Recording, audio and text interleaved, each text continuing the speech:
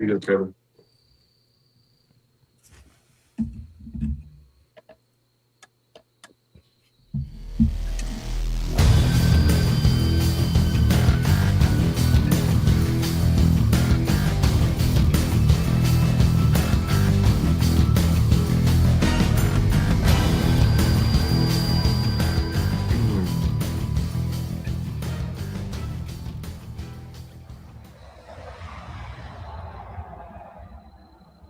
That was a well-timed car.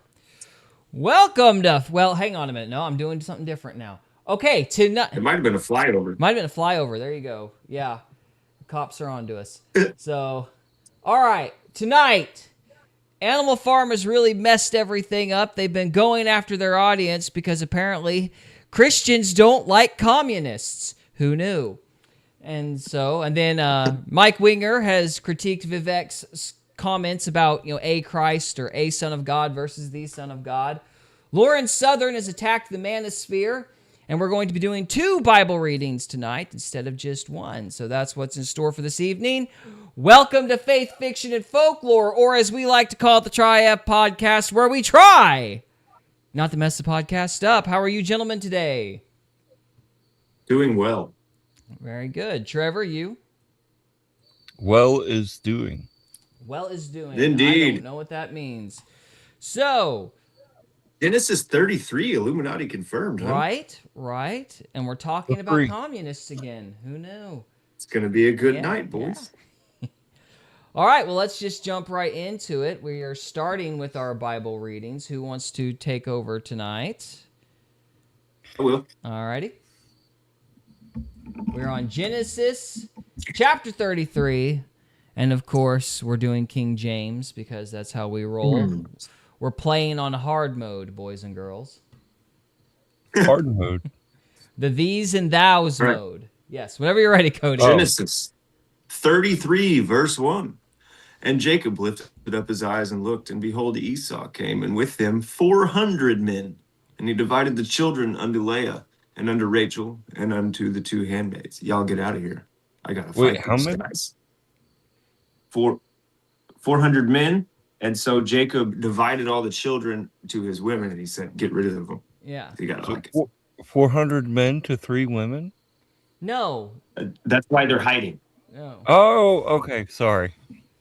All right. Yeah. We got a comment here. I'm behind. Amy McLennan, WF6CB says, it's no lie, in my opinion. I dislike commies immensely. Give me an example of them being benevolent. Can't do it, in my opinion. I completely agree.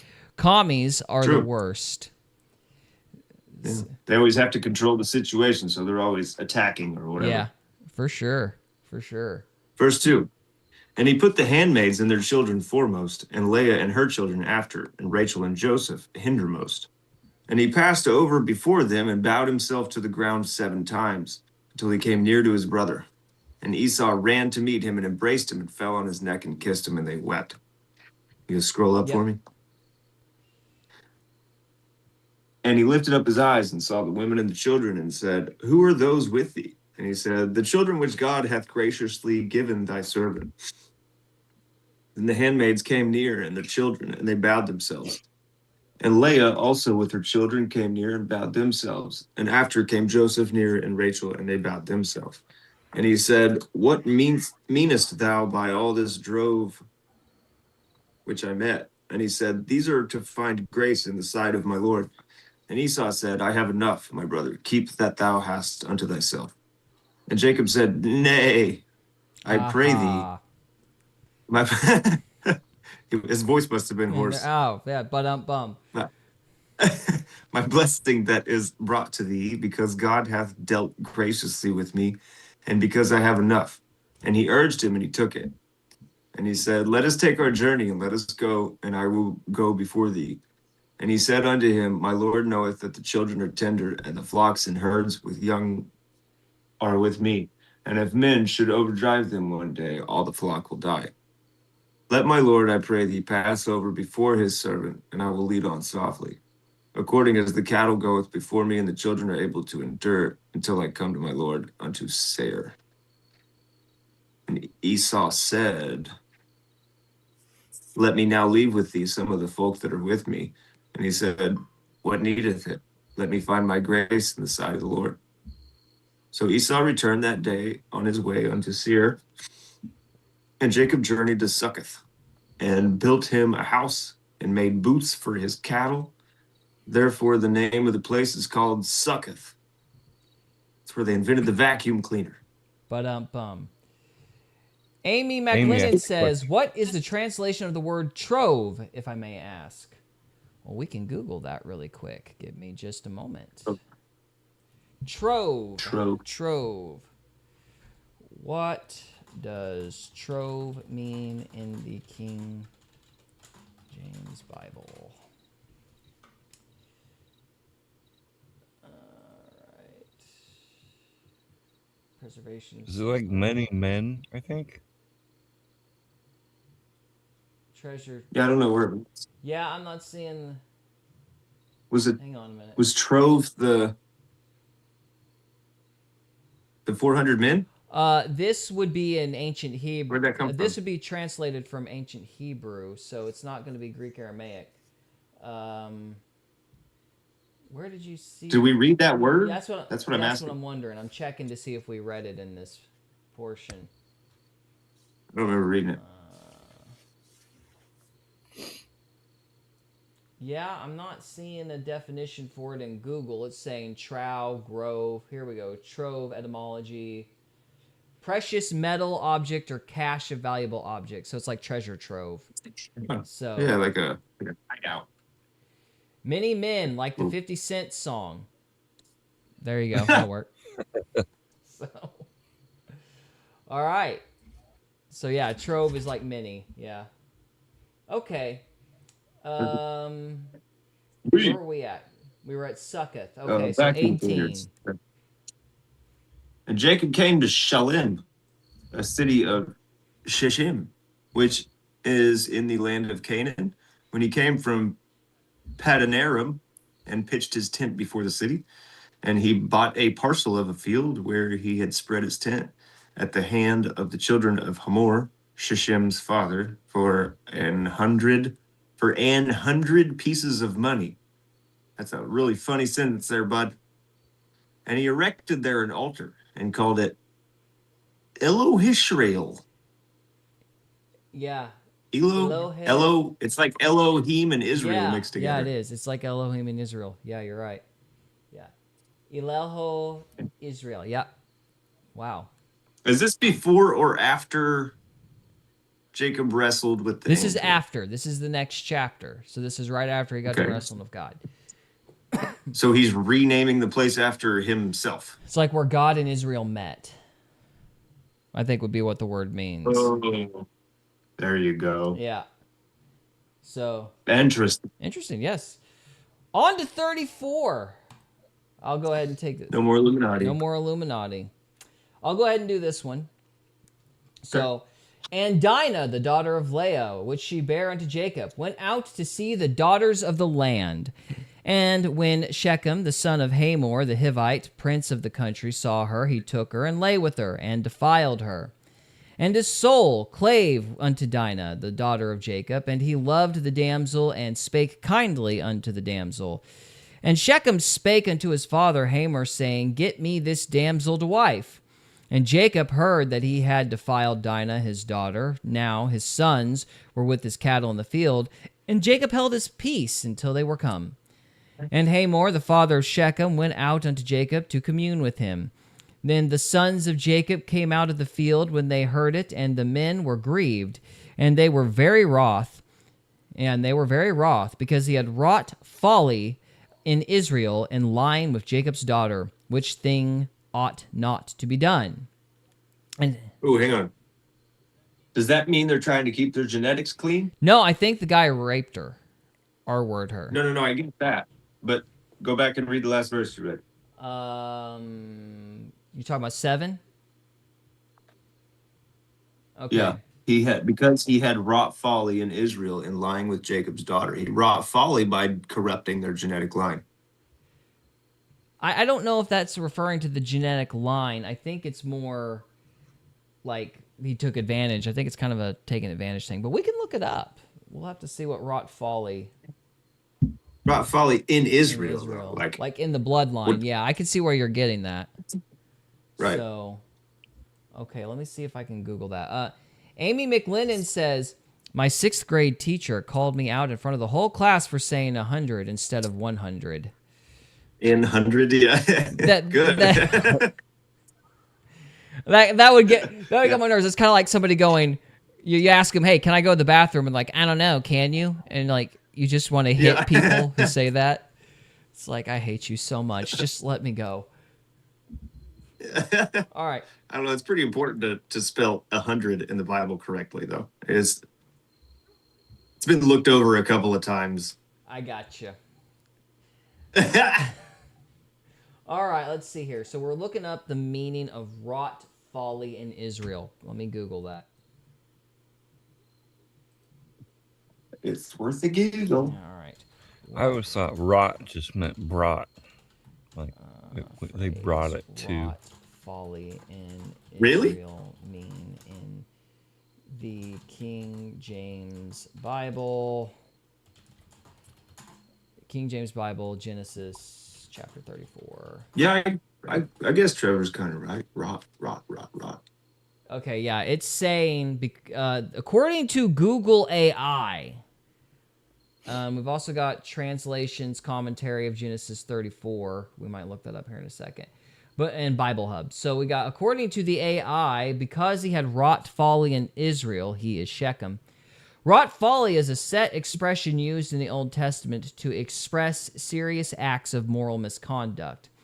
It expresses the idea that sinful acts are the opposite of wisdom. They are foolishness in its worst form. So Yeah, but AI can't account for fucking context at all. I know. Let's see if Bible Hub has anything to say. Okay. It's artificial intelligence. Not real. And according to Bible Hub, Cambridge Bible for schools and colleges, apologies for the window being out of sync, but we're up here at 7. Let's see. Wrought folly. The word nebala denotes senseless wickedness, an offense against honor and morality. Yeah, that kind of connotates the R word. Okay. You know. Okay. So I just thought that was like, they didn't value human life back then. I didn't figure that would be a big deal. yeah, well, it's like dishonoring her, I guess you would say. Unless it's they just take themselves more serious, like their life is worth more than the Philistines. Well, in Leviticus, and we're kind of skipping ahead a little bit, there's this idea that women are like set apart, like motherhood is like this sacred higher thing. So when you... Yeah. Well, I mean, the Jewish culture is still matriarchal. I don't know about that. I'm not sure. They're like their bloodlines are recorded based on the mother. It's a matriarchal society. We're going to learn about that in It's Matthew. true.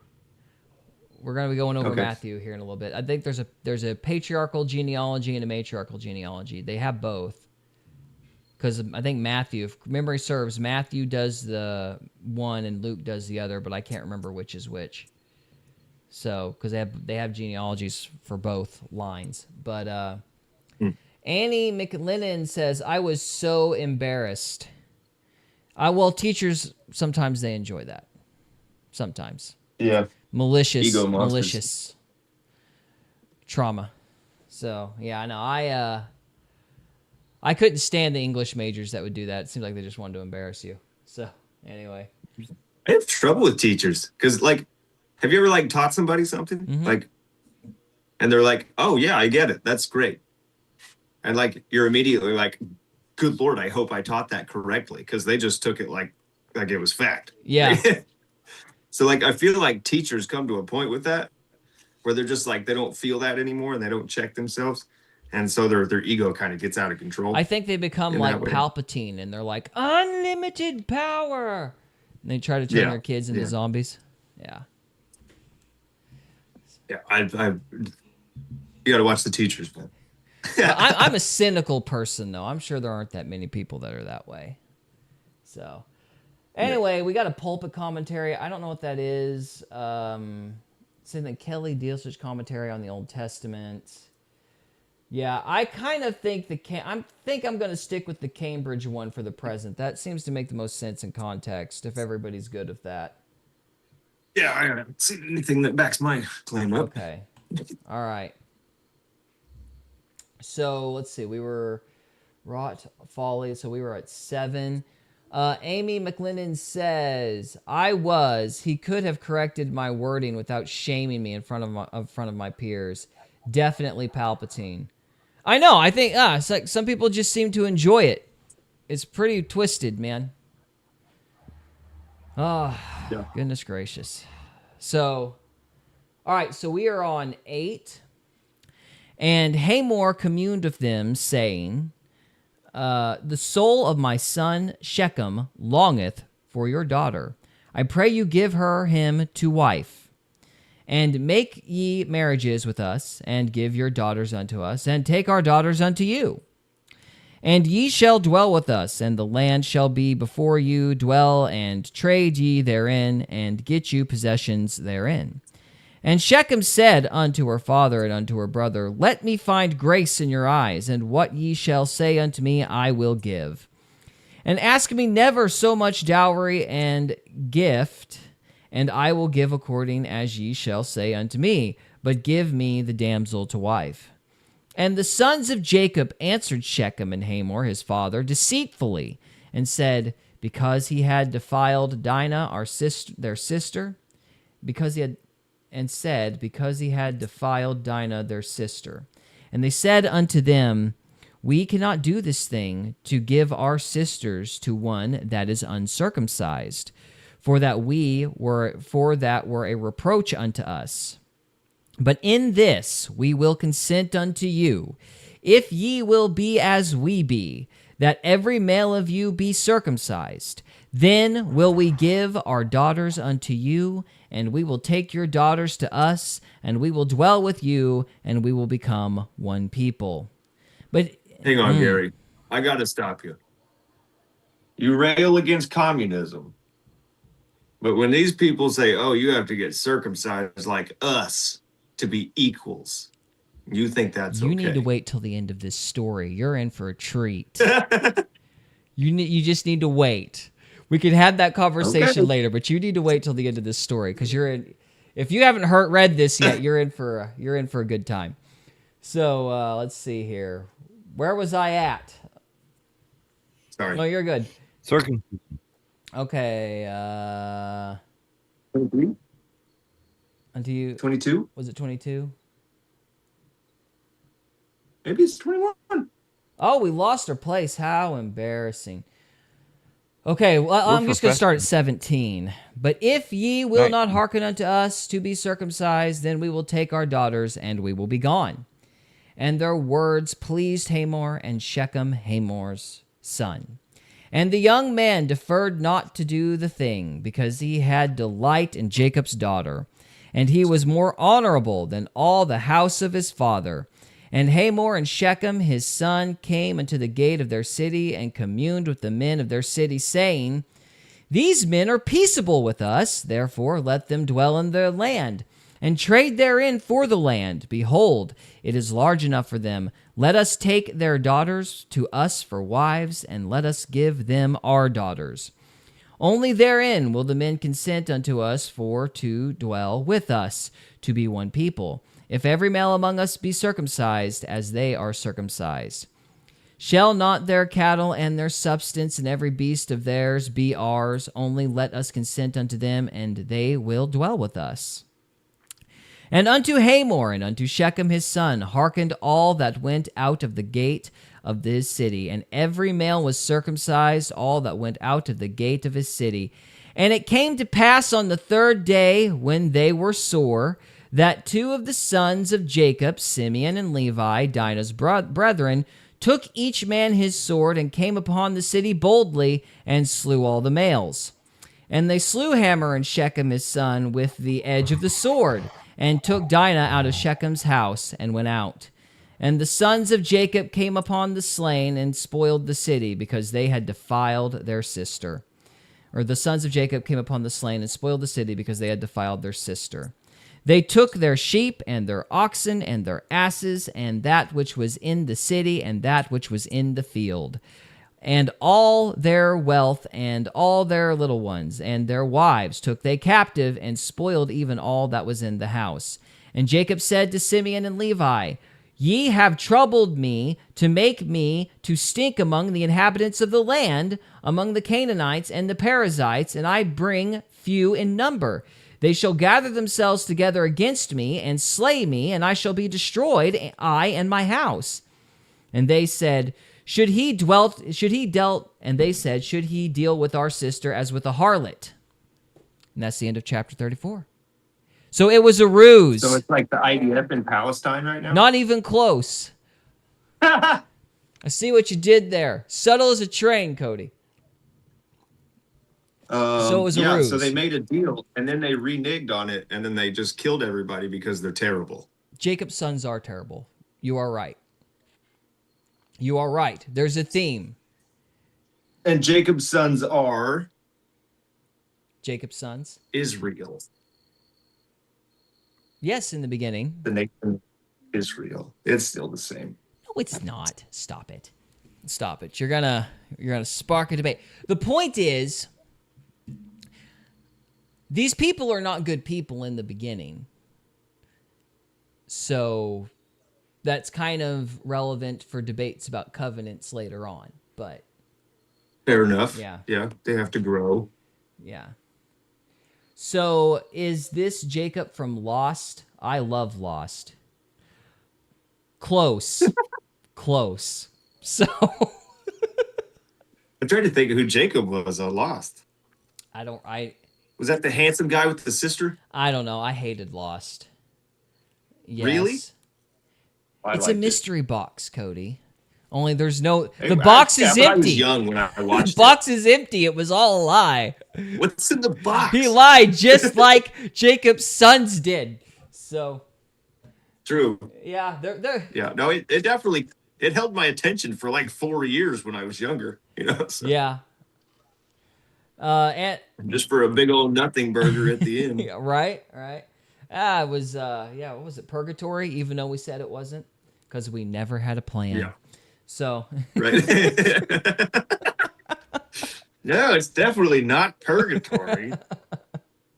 Well, let's see. I may have seen some smoke monsters recently. That'll ruin your day. That'll ruin your day. So. You've been doing some meth?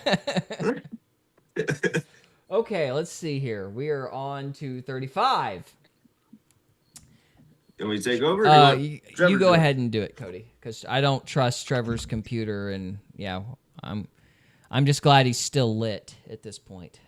Yeah, I can barely read it anyway. Yeah. I got a customer showing up in 15 minutes to pick up a car, so just so you know. All right. And God said unto Jacob, Arise, go up to Bethel, and dwell there, and make there an altar unto God that appeared unto thee when thou fleddest from the face of Esau thy brother. Okay. Amy McLennan says, how dare you? I bought all the seasons on DVD.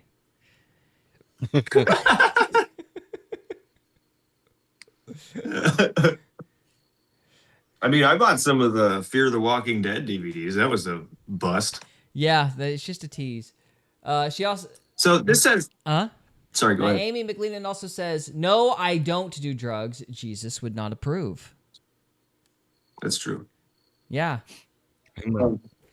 So it says, and God said unto Jacob, Arise, go to Bethel, dwell there, and make there an altar unto God that appeared unto thee when thou fleddest from the face of Esau thy brother.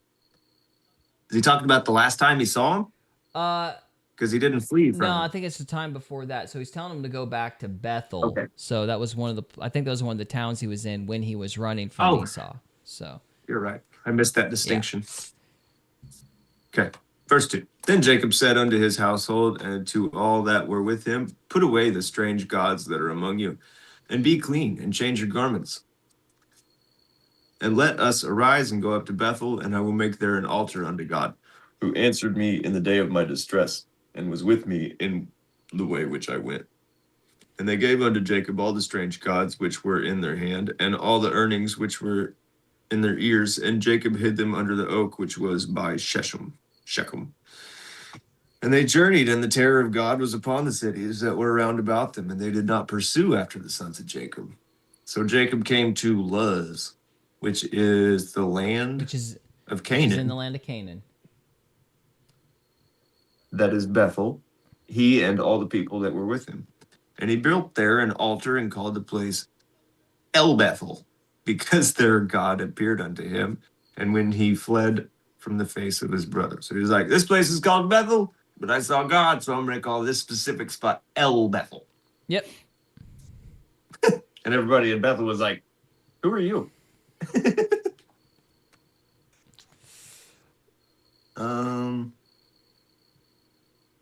Verse 8. But Deborah, Rebekah's nurse, died, and she was buried beneath Bethel under an oak. And the name of it was called Alanbacath. And God appeared unto Jacob again. And when he came out of Paddan Aram and blessed him, and God said, thy name is Jacob. Thy name shall not be called any more Jacob, but Israel shall be thy name. And he called his name Israel. See, I thought that already happened. But Israel shall be thy name. Didn't that happen when he fought the angel? Yes, it already. He's probably just reiterating. So. Yeah, I think he's just reminding him that his name is Israel. Interesting. And God said unto him, I am God Almighty. Be fruitful and multiply. A nation and a company of nations shall be thee, and kings shall come out of thy loins. It's really hard for me to say, be fruitful and multiply, without saying, don't be fruity and blow a guy. Well, that's because you're a degenerate. So. Pretty pebbles. But it is interesting, though, that he does repeat stuff often. Like that is super interesting. Like he really had to remind him. I don't think it's so much. Well, yeah, no, I think he had to remind him. I think these guys, because it's an interesting thing. Because no, they're not entirely believers. You know, like they're still worshiping other gods while all this is going on. So it's like God is having to constantly like check up on them or prove that he's real consistently and remind them of the covenant. Yeah. Like, which is why Jesus said, why does this generation always ask for a sign? I'm not sure if that's connected. Can you elaborate? The generation is talking about that kind of people, that group of people, and that's who Jesus was talking to, the Pharisees and leaders of the church and stuff. He called them. So he said, why does this generation always ask for a sign? Because they consistently have the whole time. So are you saying like he's having to constantly do signs because they keep like just wandering off and not focusing? Yeah. Okay. Just like Exodus. I mean, it's no different. Yeah. Yeah, I can see that for sure. So. Yeah. So you were after 11, so I think we're on 12. And the land which I gave Abraham and Isaac, to thee I will give it, and to thy seed after thee I will give the land. And God went up from him in the place where he talked with him. See, that's interesting, because he's saying, like, no matter what you guys do, you can sell this land, you can do whatever, and your seed will still inherit it back. Yeah. It's called an unconditional covenant. Something I rant about constantly. It's like an echo. The same way the Abrahamic covenant worked is the same way the Christian covenant, the covenant with Christ works. You don't lose out on that promise because God is faithful to keep the promise because it's all on him, it's not on you because you're an idiot and you can't keep it anyway. So this is a parallel. Like the reason all these negative stories, because you got to bear in mind, these are ancestors who wrote Genesis, and they're talking about all of these stories where their forefathers are acting like morons. And yet God continuously is faithful and keeps reorienting or reminding them that he exists and keeps promising the covenant. And like he keeps insisting that he's going to do these things, even though these guys are like evil. So yeah. So again, it's an echo. Amy McLennan says, I listened to this other Bible study that starts a And before that, she says, even Peter betrayed Jesus 3 times before the rooster crowed or something. Yes. And then she says, I listened to this other Bible study that starts around 12. There you go. We Cool. might have to check it out if we can find it. So Let's see. And God went up from him in the place where he talked with him. And Jacob set up a pillar in the place where he talked with him, even a pillar of stone. And he poured a drink offering thereon, and he poured oil thereon. And Jacob called the name of the place where God spake with him Bethel. And they journeyed from Bethel, and there was. sorry, I moved it on you, didn't I? Oh, it's all good. We're on 6. There was but a little way to come up to Ephrath, and Rachel travailed, and she had hard labor. And it came to pass when she was in hard labor that the midwife said unto her, Fear not, thou shalt have this son also. That's based.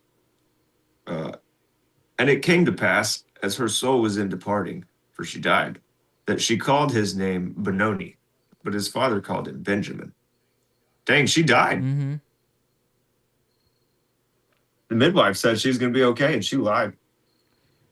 And Rachel died, and he was buried in the way to Ephrath, which is Bethlehem. I don't think the midwife was saying that Rachel was going to make it. I think she was just saying that the boy was going to survive.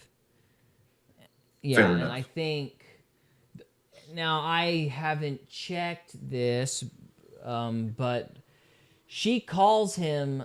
Where is that? Okay, Benoni, but his father called him Benjamin.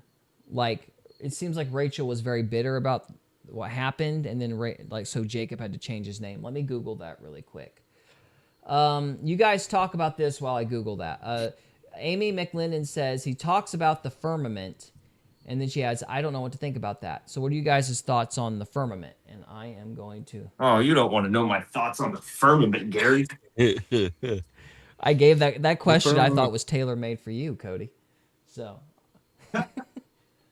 Sorry, I'm checking on this. Are you referring to the firmament that goes around the globe? Those are two different things. Or are you talking about the firmament that goes under the globe? That's the same thing that you just said. No, if you go down to the deepest part of the ocean, there's a firmament down there. Yeah. But that's not on the other side of the globe. That would be at the bottom of the ocean. Yeah. And then there's the firmament that our airplanes are going above us, which they can't get through. Allegedly. I've never been up there. I don't know. Then there's the creationist theory of a firmament. Yeah. Like Kent Hovind talks about. I mean, it would make sense if it was like, you know how they build domes? How like pressure keeps them together? So like if you had a liquid kind of gelatinous, substance, and you got it cold on the sides, so it froze, and then the rest of it was just kind of suspended. Yeah. It would make sense, It would make sense with the ice wall and all that stuff. But I don't know. I've never been any of these places, so I can't say. Yeah, me either. Okay, so she asked what the word of the word firmament meant. Translation. Okay, so firm. So firm is hard. Mint means mind. It would be like a hard shell. All right. Well, I'll look it up here really quick. I just want to get through the name thing before we forget. So Rachel was about to die. She calls her a Benjamin Benoni, which means son of my sorrow. But then Jacob calls Benjamin son of my right hand. So there's the answer to that. Rachel kind of gave a bitter name. Jacob gives Benjamin a name that's kind of like rooted in promise and hope. Now, as to the definition of firmament, what does the King James mean when it says firmament? Because I know what I've always heard, but let's see what the Google has to say. So, this lines up with what I was taught because Kent Hovind says this. All right, you have to carry the show for a minute. All right, I'll be right back. Yep. Okay. So I've got questions up here. Let me. Boy, it'd be nice if these boxes would line up. I'm gonna wait on that though before I realign them. So let me just start with the AI one because. Oh, and of course you got rid of it. Of course you got rid of it. Here we go. Because that does line up with what I was told. So, firmament from the Latin firmamentum means sky or expanse. Is mentioned 17 times in the King James Version of the Bible. It refers to an expanse of the heavens above the earth. 9 of the occurrences of firmament are in the first chapter of the Bible as part of the creation account. So, yeah, firmament basically is sky. And you might say the firmament above the sky might be space. But it's, it's expanse. And then she asks, so what is the translation of the word firmament and what the word originally Greek, Hebrew? So this would be originally Hebrew. We can go to Strong's and see what the actual specific Hebrew, direct Hebrew translation is. Strong's Concordance. I know, let's see, the word firmament. What does that mean in the Hebrew? No, I don't want AI, I want Strong's. Give me Strong's. You guys know what Strong's Concordance is, Dad blame you. Excuse me. Here we go. Sorry, Google was being cagey. So in the lexicon summary this is from Bible Hub, and it is citing the Strong's Concordance. Firmament would mean expanse, support, foundation. So yeah, it's just expanse. Something established, abstractly, confirmation, stability.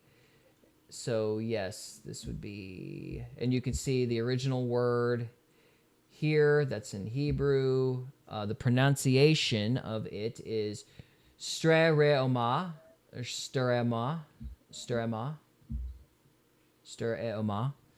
I'm from the Ozarks, can you tell?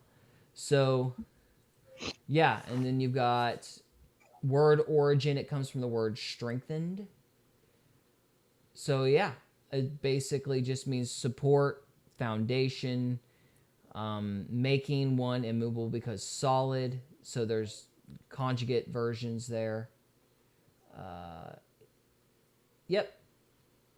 So here you go. Steroma, firmament, expanse, support, foundation, depending on context. So, yeah. I was always taught that it just meant sky. So. Just the sky or space? Sky, space, something long and expansive that something might be established within. Yeah. So, yeah, like for example, the earth might be established in the firmament, i.e. space. Yeah. The clouds are established in the firmament, i.e. sky. Like that, That's the way I understood it. So, all right, Amy McLean says, I thought firmament was ground. Learned something today. Well, there you go. Glad we could be of help. Yeah, Strong's, I like the Strong's Concordance, and apparently they cite it on Bible Hub, so there you go. I have it up here in my office somewhere. It's big book, so. All right, let's see if we can finish the chapter up here. Yeah, my dad actually raised me on, he has a Strong's. Oh, does he? Yeah. Yeah. He always pulled it out whenever I asked the question. Yeah, Steph pointed me to the Strong's.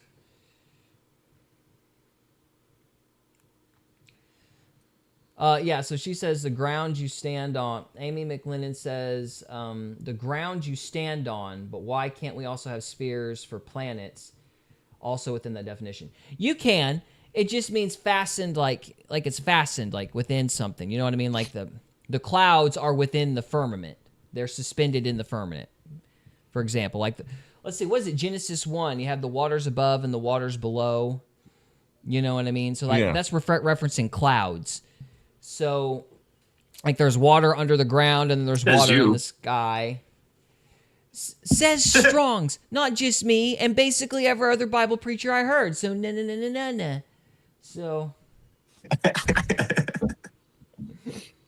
So yeah, but you could have spheres for planets also within that definition. Yeah, you absolutely can. So because in that case, the firmament would be space. It's like just something that something is within. Like the Earth would be on the foundation of the firmament, something like that. So she says, I read Psalms. I'm trying to remember. So I'm assuming there's a reference to firmament in Psalms. Let me see if I can look that up. Yeah, the heavens declare the glory of God, Hang on. or something like that. When is It's written on firmament Warner von Braun's headstone. used in There's a lot of references Psalms 2. in Okay, Psalms so to everything. Psalms 2. All right. Okay. The heavens declare the glory of God, and the firmament shows his handiwork. That's what it is. The firmament shows his handiwork. Yeah, that could be sky, that could be space. Like heavens is usually like sky and space as well. So let me see if I can just pull it up. Psalms chapter 2, because Google is not cooperating very well. Hey, what is space? What is the definition of space? A void, expanse, emptiness. How do you define nothing? Well, technically, space You can't isn't nothing. define There's nothing. particles, there's radiation, there's light, there's dust, there's ice, there's planets. Allegedly.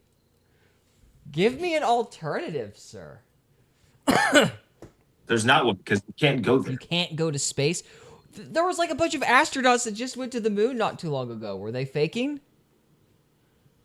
Yes. I don't believe that for a second, Cody. They didn't even touch down on the moon. What do you mean? No, they never said they were going to touch down on the moon. They went to the moon. They circled it.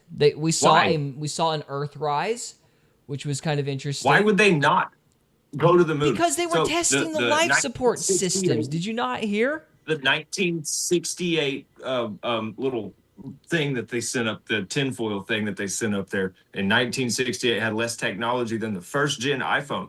And now we can't go back to the moon because we're They're testing. literally stuff. planning a launch It's been, for next It's been year. like 70 years, They're bro. literally planning a landing on the moon for like next year. They've been doing that every year for the last No, they 70 haven't. years, They Gary. stopped the Apollo Yes, they program have. like back in the 60s. All right. Hang on. It's Okay. ridiculous. It's So all she ridiculous. wanted to look at Psalm 2. We're going to look at Psalm 2. Why do the heathen rage? That's me right now. Well, then read it then. Read it with gusto, Cody.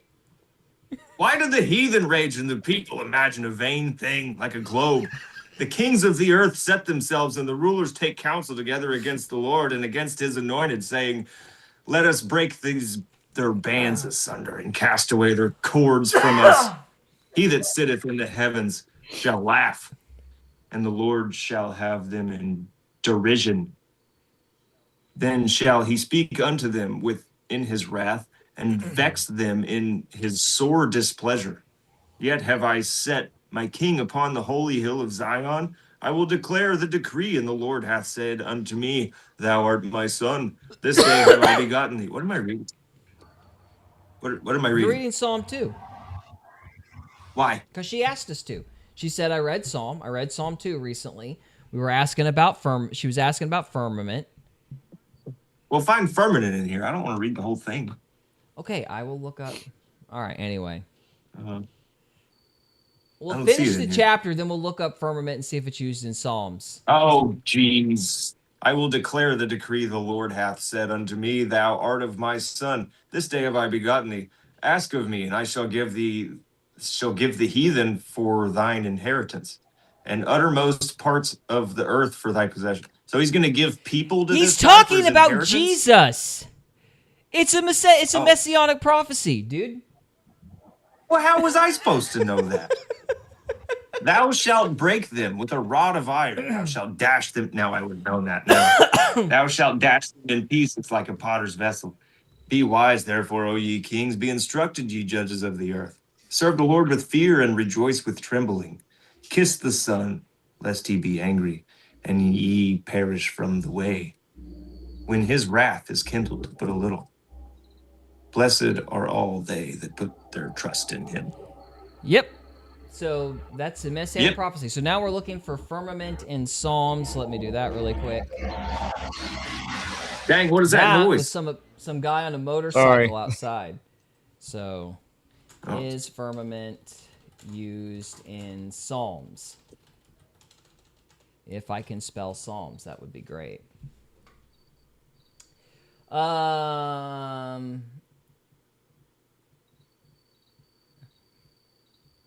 Yes, I know. So it's, yeah, AI is saying yes, but it's not giving me the exact chapter. Let's try it again. Where is firmament used in Psalms? Okay, Psalm 19:1. So we're going to do Psalm 19:1, and then we're going to finish our chapter, and then we're going to call this section good. We're going to move on to the gospel. Okay, so we're going to look up Psalm 19. Okay, so I'll read this one. Yeah, it's that one. Yep. So let's see. Okay, she read Psalm 2. It is wild. Why do we not see the stars? I'm not sure what you mean. And then she goes, ha ha ha. So I apologize. I lost track of where we were on the chats. I was teasing Cody about, the shape of the planet, and I made him very wrought. I can see the stars. I think you might need your eyes checked if you can't see the stars. You know what I mean? They might be in the city. There you go. Oh, that's possible. All right. Psalm 19. The heavens declare the glory of God, and the firmament showeth his handiwork. Day unto day uttereth speech, and night unto night showeth knowledge. There is no speech nor knowledge where their voice is not heard. Their line is gone out through all the earth, and their words to the end of the world. In them hath he set a tabernacle for the sun, which is as a bridegroom coming out of his chamber, and rejoiceth as a strong man to run a race. His going forth is from the end of the heaven, and his circuit unto the ends of it, and there is nothing hid from the heat thereof. The law of the Lord is perfect, converting the soul. The testimony of the Lord is sure, making wise the simple. The statutes of the Lord are right, rejoicing the heart. The commandment of the Lord is pure, enlightening the eyes. The fear of the Lord is clean, enduring forever. The judgments of the Lord are true and righteous altogether. More to be desired are they than gold, yea, than much fine gold, sweeter also than honey and the honeycomb. Moreover, by them is thy servant warned, and in keeping of them there is great reward. Who can understand his errors? Cleanse thou me from secret faults. Keep back thy servant also from presumptuous sins. Let them not have dominion over me. Then shall I be upright, and I shall be innocent from the great transgression. Let the words of my mouth and the meditation of my heart be acceptable in thy sight, O Lord, my strength and my Redeemer. So, the other Bible study I do at midnight is Truth Right Back. Okay, so Truth Right Back. We'll have to look that up. Awesome. So, all right, so that is Psalm 19. Very interesting. And we shall move on and finish. We were on Genesis 35. Okay, if I can get to it. I have way too many tabs. So, all right. So where were we at? Okay, we're at 18. And Rachel, let's see. And it came to pass as her soul was departing, for she died, that she called his name Benoni, but his father called him Benjamin. And Rachel died and was buried in the way of Ephrath, which is Bethlehem. And Jacob set a pillar upon her grave, that is the pillar of Rachel's grave unto this day. And Israel journeyed and spread his tent beyond the tower of Adar. And it came to pass when Israel dwelt in that land that Reuben went and lay with Bilhah his father's concubine. And Israel heard it. Now the sons of Jacob were 12. The sons of Leah, Reuben, Jacob's firstborn, and Simeon, and Levi, and Judah, and Issachar, and Zebulun. The sons of Rachel, Joseph, and Benjamin. And the sons of Bilhah, Rachel's handmaid, Dan and Naphtali. And the sons of Zilpah, Leah's handmaid, Gad and Asher. These are the sons of Jacob, which were born to him in Padanaram. Born to him in Padanaram. And Jacob came unto Isaac his father, unto Marmah, unto the city of Arba, which is Hebron, where Abraham and Isaac sojourned. And the days of Isaac were 180 years. So I guess this means Isaac died. 120, that's it? Yeah. Yeah. Dang. Beta. And the days of Isaac were 104 years. So I don't know what fourscore is. 20 years. And Isaac gave up the ghost and died and was gathered unto his people, being old and full of days. And his sons Esau and Jacob buried him. Okay, so I'm trying to remember why it mentions Reuben laying with Jacob's concubine, Bilhah. So it just makes it like a footnote here. I'm trying to remember if that comes back later. Well, we'll find out next time. I don't recall. But that was Genesis chapter 5. Leave it on a There we cliffhanger, go. why don't you? All right, so that's section 1. We're going to be moving on to section 2 of the live stream. And Yes, sir. Cody had a very interesting idea. He wanted to go over the Gospels specifically instead of just doing like only a straight linear Bible read through. So that's what we're going to do. We're going to spend about 30 minutes reading through Matthew, and we'll go through all the Gospels like that. And yeah, we'll see how this goes. We'll see how it goes. So, all right. Are you boys ready? Ready. Let me type it in. Ready. Done a lot of Bible reading today. You want me to lead us in? You want me to lead us in? Oh, or are we no, doing something I've else already first? done the intro, so you're right. I do need to lead us in. So, welcome to Faith, Fiction, and Folklore, or as we like to call it, the Triad Podcast, where we try not to mess the podcast up. If I can get the intro right, that'd be great. And today we are reading Matthew chapter 1, starting a gospel study. And we might break up our Bible studies into sections. So the Gospels, the epistles, the prophetic verses, the major prophets, minor prophets. You know, we might break it up into groups like that. We'll see, but we're starting with the Gospels. Yeah. So I've gotten to a point, go for if it. I may. I've gotten to a point in my life where it's like I've read through a lot of the Old Testament and Revelations and stuff like that, and it doesn't do a lot for me. Not that I necessarily don't like it, but I can't apply a lot of the Old Testament stuff or stuff from Revelations to my life. So it just doesn't do anything for me. So I don't understand why you would sit there and ruminate on it. But the Gospels, now when you take like parables that Jesus talks about and apply those to your life, that does stuff. Like that will change your life. So I think it's really important to go over the Gospels. So I just kind of want to start this section from that. Yeah, I think that different parts of the Bible become more or less valuable to you at different phases in your life. Like when I was a kid, I didn't see any value in Psalms. But when I was in the middle, like when I went through basic and I went through that period of my life, I got a lot of value out of Psalms. So it just...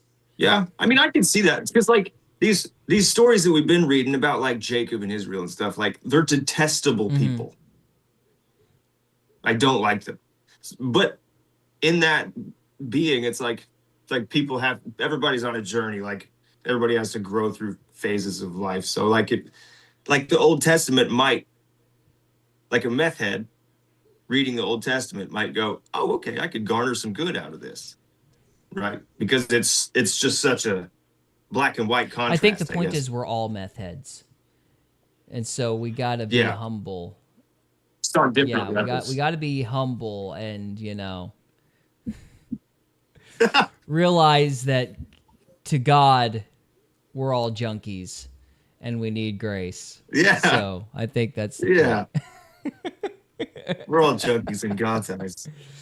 Okay. Amy McLennan says probably Luke is my favorite. I like John. Probably my favorite of the Gospels, I think. I haven't really thought much about what my favorite gospel is. I know my favorite writer is Paul, which is like, nails on a chalkboard to poor Cody's ears. He don't like Paul. It is, because he's not a gospel writer. The Old Testament isn't supposed to... Anna McLean says the Old Testament isn't supposed to make you feel good in opinion. The Old Testament is an example of how humans can be beasts, so don't do it. Yeah, cautionary Fair tales. enough. Yeah. So... I was taught to look up to these people when I was a child, and I'm just like, what? Yeah, you were kind of given a whitewashed version in Sunday school, and it's very different when you 100%. read the Bible. You're like, oh, you mean Esther wasn't... Yeah. So you get into it. Like, you're taught to look up to these people, and you start looking into it, and you're like, well, I'm already better than these people. I don't have to improve. It's like you go to church and you get handed a coloring page about one of the characters and color this in, and then we'll He was get great. like one Bible It's like- verse. Look at all the different colors on his robe. Isn't he great? Well, yeah, the brothers were awful. They just were awful. There's no two ways around it. The brothers were just... It's like, what do you mean you wiped out a whole town? You're going to kill us all. So... Yeah. Oh, geez. Anna McLennan says, I don't go to a church. They don't explain it properly. Like, I understand that. Like, I try to go to church consistently. I struggle with it. And a lot of that has to do with, you never hear that Esther was not part of a beauty pageant in a Bible sermon. It's like, no, the king was like forcing women into his harem and like dark stuff like that. And that adds like a whole new context to Malachi's words about how God can use anything to accomplish a good, like even terrible circumstances like that. But all of that kind of gets weakened because they don't want to tell you like just how bad those situations were and how dark things get. They whitewash too much. And I think that really weakens the message of the Bible, and it makes it harder for people to relate to it when they get older, because they want to keep everything kid friendly. Yeah. So, Yeah, 100%. Yeah. You can't relate to it. You're like, Yeah. I don't even know what this is. And then he said, and then Anna is getting on to you, Cody. She says, don't make fun of Joseph and his coat. I love him. Yeah.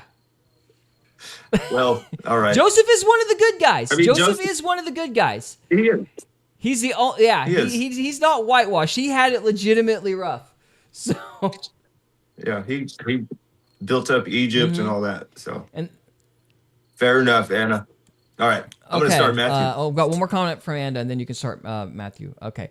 Joseph and his days in the pit and his coat speak to me. Yeah. Yeah. Bet. Verse 1, Matthew. The book of the generation of Jesus Christ, the son of David, the son of Abraham. Abraham begat Isaac, Isaac begat Jacob, Jacob begat Judas and his brethren. Judas begat Phares and Zerah of Thamar, and Phares begat Ezram, and Ezram begat Aram, and Aram begat Aminadab, and Aminadab begat Naasson, and Naasson begat Salmon. Salmon begat Booz, Rachab Boaz, of Rachel. Rachab, Booz of Rachab. Rahab. That says Booz, buddy. No, you're right. You're right. I'm getting ahead of myself. I apologize. Go on. And Booz begat Obed of Ruth, and Obed begat Jesse, and Jesse begat David the king, and David the king begat Solomon of her that had been the wife of Urias. And Solomon begat Rehoboam, and Rehoboam begat Abiah, and Abiah begat Asa. I used to know a guy named Asa. And Asa begat Jehoshaphat. No, you're Not right. Jehoshaphat. Josaphat. Josaphat. Josaphat. Okay. Josaphat began Joram, and Joram begat Ozias, and Ozias begat Joatham, and Joatham begat Achaz, and Achaz begat Ezekias, And Ezekiel begat Manasseh, and Manasseh begat Amon. Oh, is that Amon from that YouTube stream? No. Just kidding.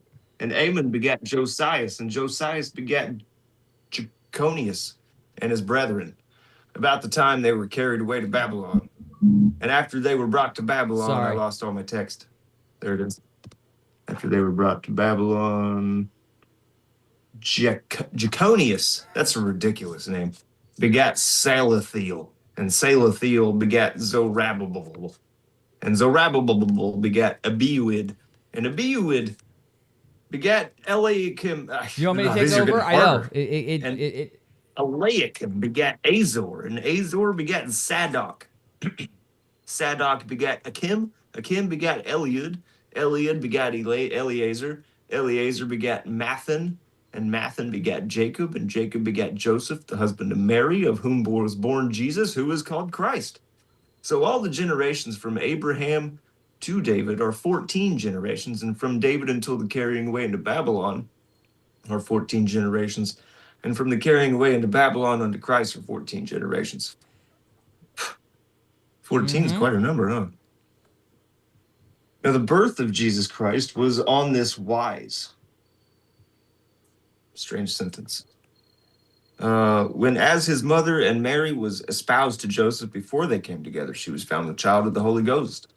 Then Joseph, her husband, being just a man, and not willing to make her a public example, was minded to put her away privily. But while he thought on these things, behold, the angel of the Lord appeared unto him in a dream, saying, Joseph, thou son of David, fear not to take unto thee Mary thy wife, for that which is conceived in her is of the Holy Ghost.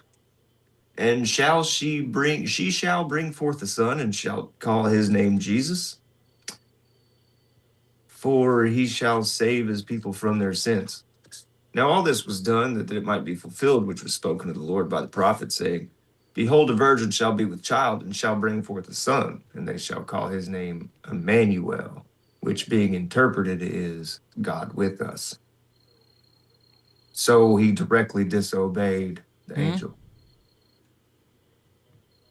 The angel told him to call him Jesus, and he called him Emmanuel. No, that's another prophecy. These are all still the words of the prophet. So like right here in 22, this is Matthew quoting a prophecy, right? So Jesus actually also means Emmanuel is the idea. So like the angel told... I've never found that. I've looked it up several times. Well, let me finish my thought and we'll check it. So the idea is that she brought forth the son. The angel said that you shall call him Jesus. And then, now this was all done that it might be fulfilled, which was spoken by the Lord, by the prophet, saying, the prophet's probably Isaiah, let's say, Behold, a virgin shall be with child, and shall bring forth a son, and they shall call his name Emmanuel, which being interpreted is God with us. In other words, he's the son of God. Like, it's a messianic prophecy. It's a messianic term. Right, I get what they're saying, but he's doing not what the angel said. No. Matthew's moving away from the story. Like, we're no longer in the story when he says this. So the story technically ends with the angels, for they shall... And thou shalt call his name Jesus, for he shall save his people from their sins. That's the end of the story. 21 is the end of the story. So his name was Jesus.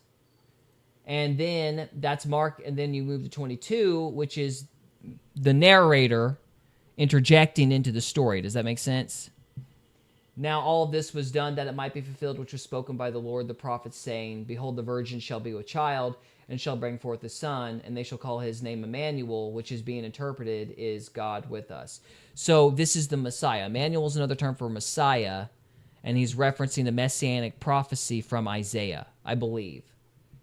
We can check that, but that's the basic idea. It might be a different prophet, so let me check specifically who Matthew is referring to in chapter 1. So I think it's Isaiah, but we'll check. Which prophet is Matthew referring to in Matthew chapter 1? Isaiah, and it's Isaiah chapter 7.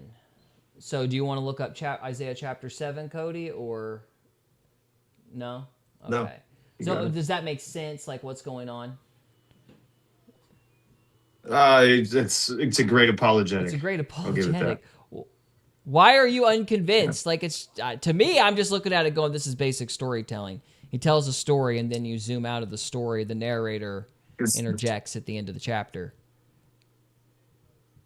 Is Emmanuel and Jesus aren't the same Well, word? he's not saying Emmanuel's not meant to be his literal name. Emmanuel is a title like king or lord.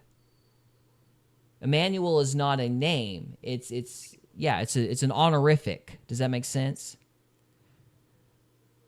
Okay. So does anybody else carry No, that it's just for title? the Messiah. Or is that's Yeah. a title for Messiah? Okay. It- Well, it's, that was Okay. never made clear to me. Okay. I'm just telling.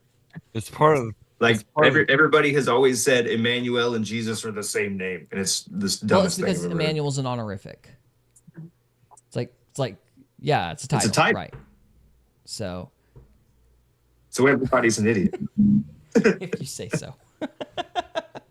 It's fine. Trevor, what were you gonna say?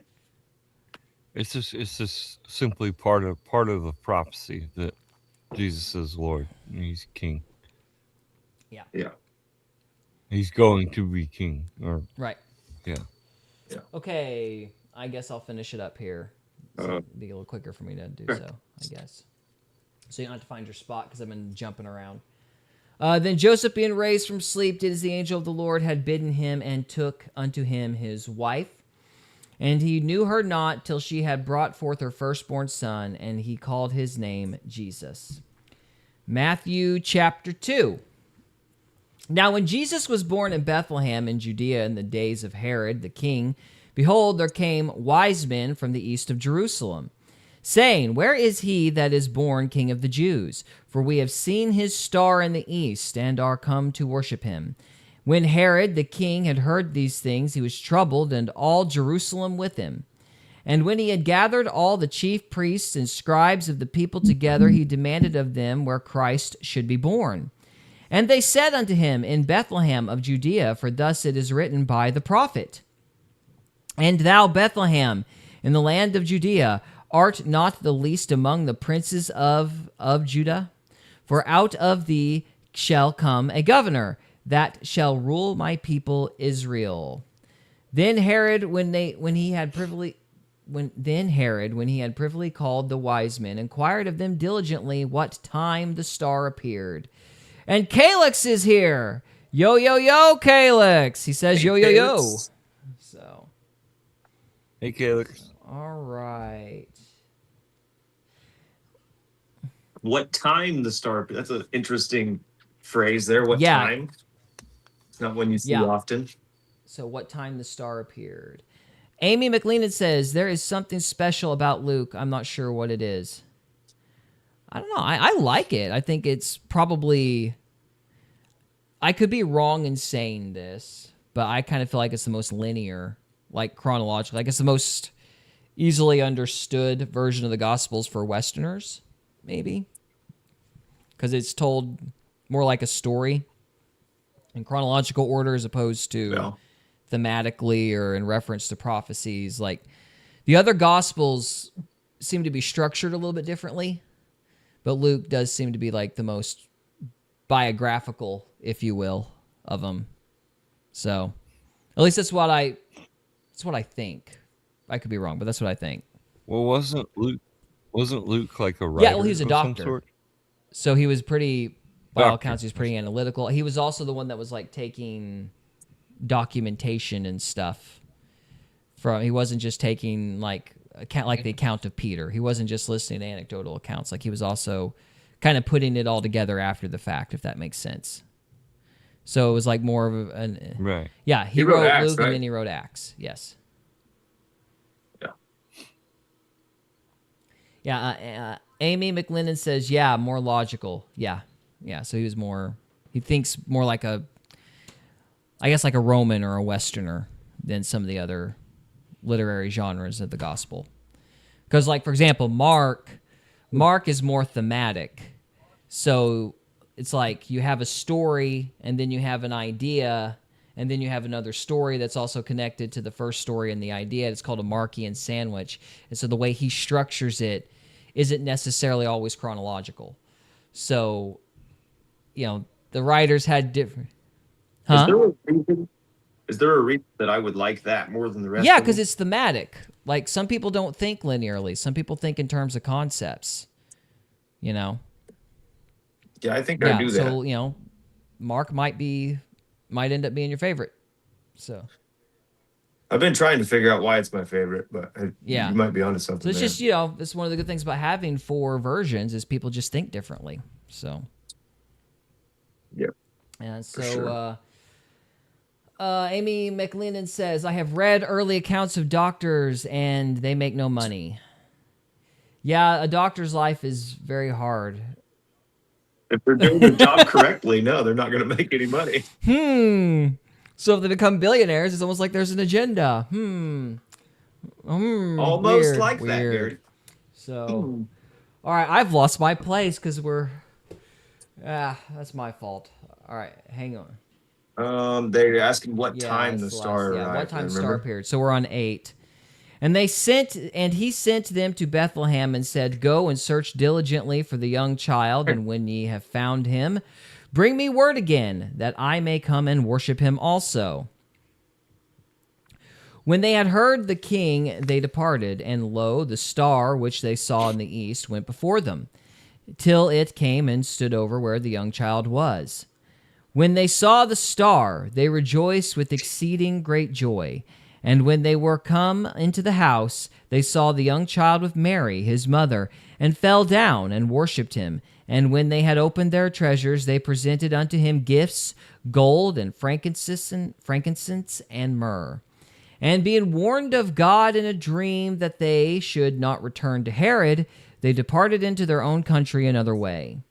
And when they were departed, behold, the angel of the Lord appeared to Joseph in a dream, saying, Arise and take the young child and his mother, and flee into Egypt, and be thou there until I bring thee word, for Herod will seek the young child to destroy him.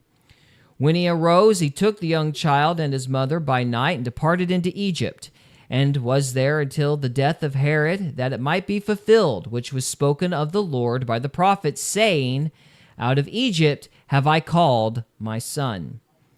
So here's another prophetic moment there. Then Herod, when he saw that he was mocked of the wise men, was exceeding wroth, and sent forth, and slew all the children that were in Bethlehem, and in all the coasts thereof, from 2 years old and under, according to the time which he had diligently inquired of the wise men. Then was fulfilled that which was spoken by Jeremiah the prophet, saying, In Ramah was there a voice heard, lamentation and weeping and great mourning, Rachel weeping for her children, and would not be comforted because they are not. So here we got another comment from Amy McLennan, who says, yeah, anyways, Luke is my favorite. So there you go. Moving on to 19. Oh, here. And then she adds, I named my cat Myrrh. She is a black cat. I swear I am not a witch. I bought her for 20 can from some person on the internet. I don't know. It's a can. Like 20 Canadian dollars. Where are you perhaps? from? We're heard around the world. Well, that's cool. Yeah, we got 2 cats here. I think they were just feral. They came wanting food and then never left. So Yeah, one keeps Want coming up attention? here and is curious about what's going on. yeah, well, at least it's not meowing in my window anymore. I'm always scared that's going to get picked up by the mic. So, anyway. So, yeah. Canadian dollars. That's what I thought. Canadian dollars. So, not can. Canadian dollars, Cody. Thank you, Amy. So, yeah. So, we're on 19. But with Amy, So she also spins a laughter face, and I think that was you for you, Cody. So there you go. I think she's laughing at you because, who would pay for a cat with cans, soda cans? It's true. It's true. Unless you really like Mountain Dew.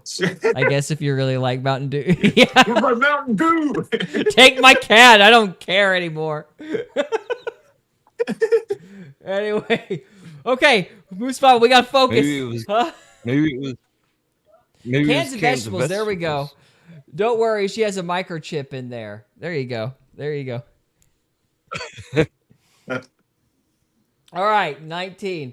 But when Herod was dead, behold, an angel of the Lord appeareth in a dream to Joseph in Egypt, saying, Arise, and take the young child and his mother, and go into the land of Israel, for they are dead which sought the young child's life. And he arose and took the young child and his mother, and came into the land of Israel. But when he heard that Archelaus did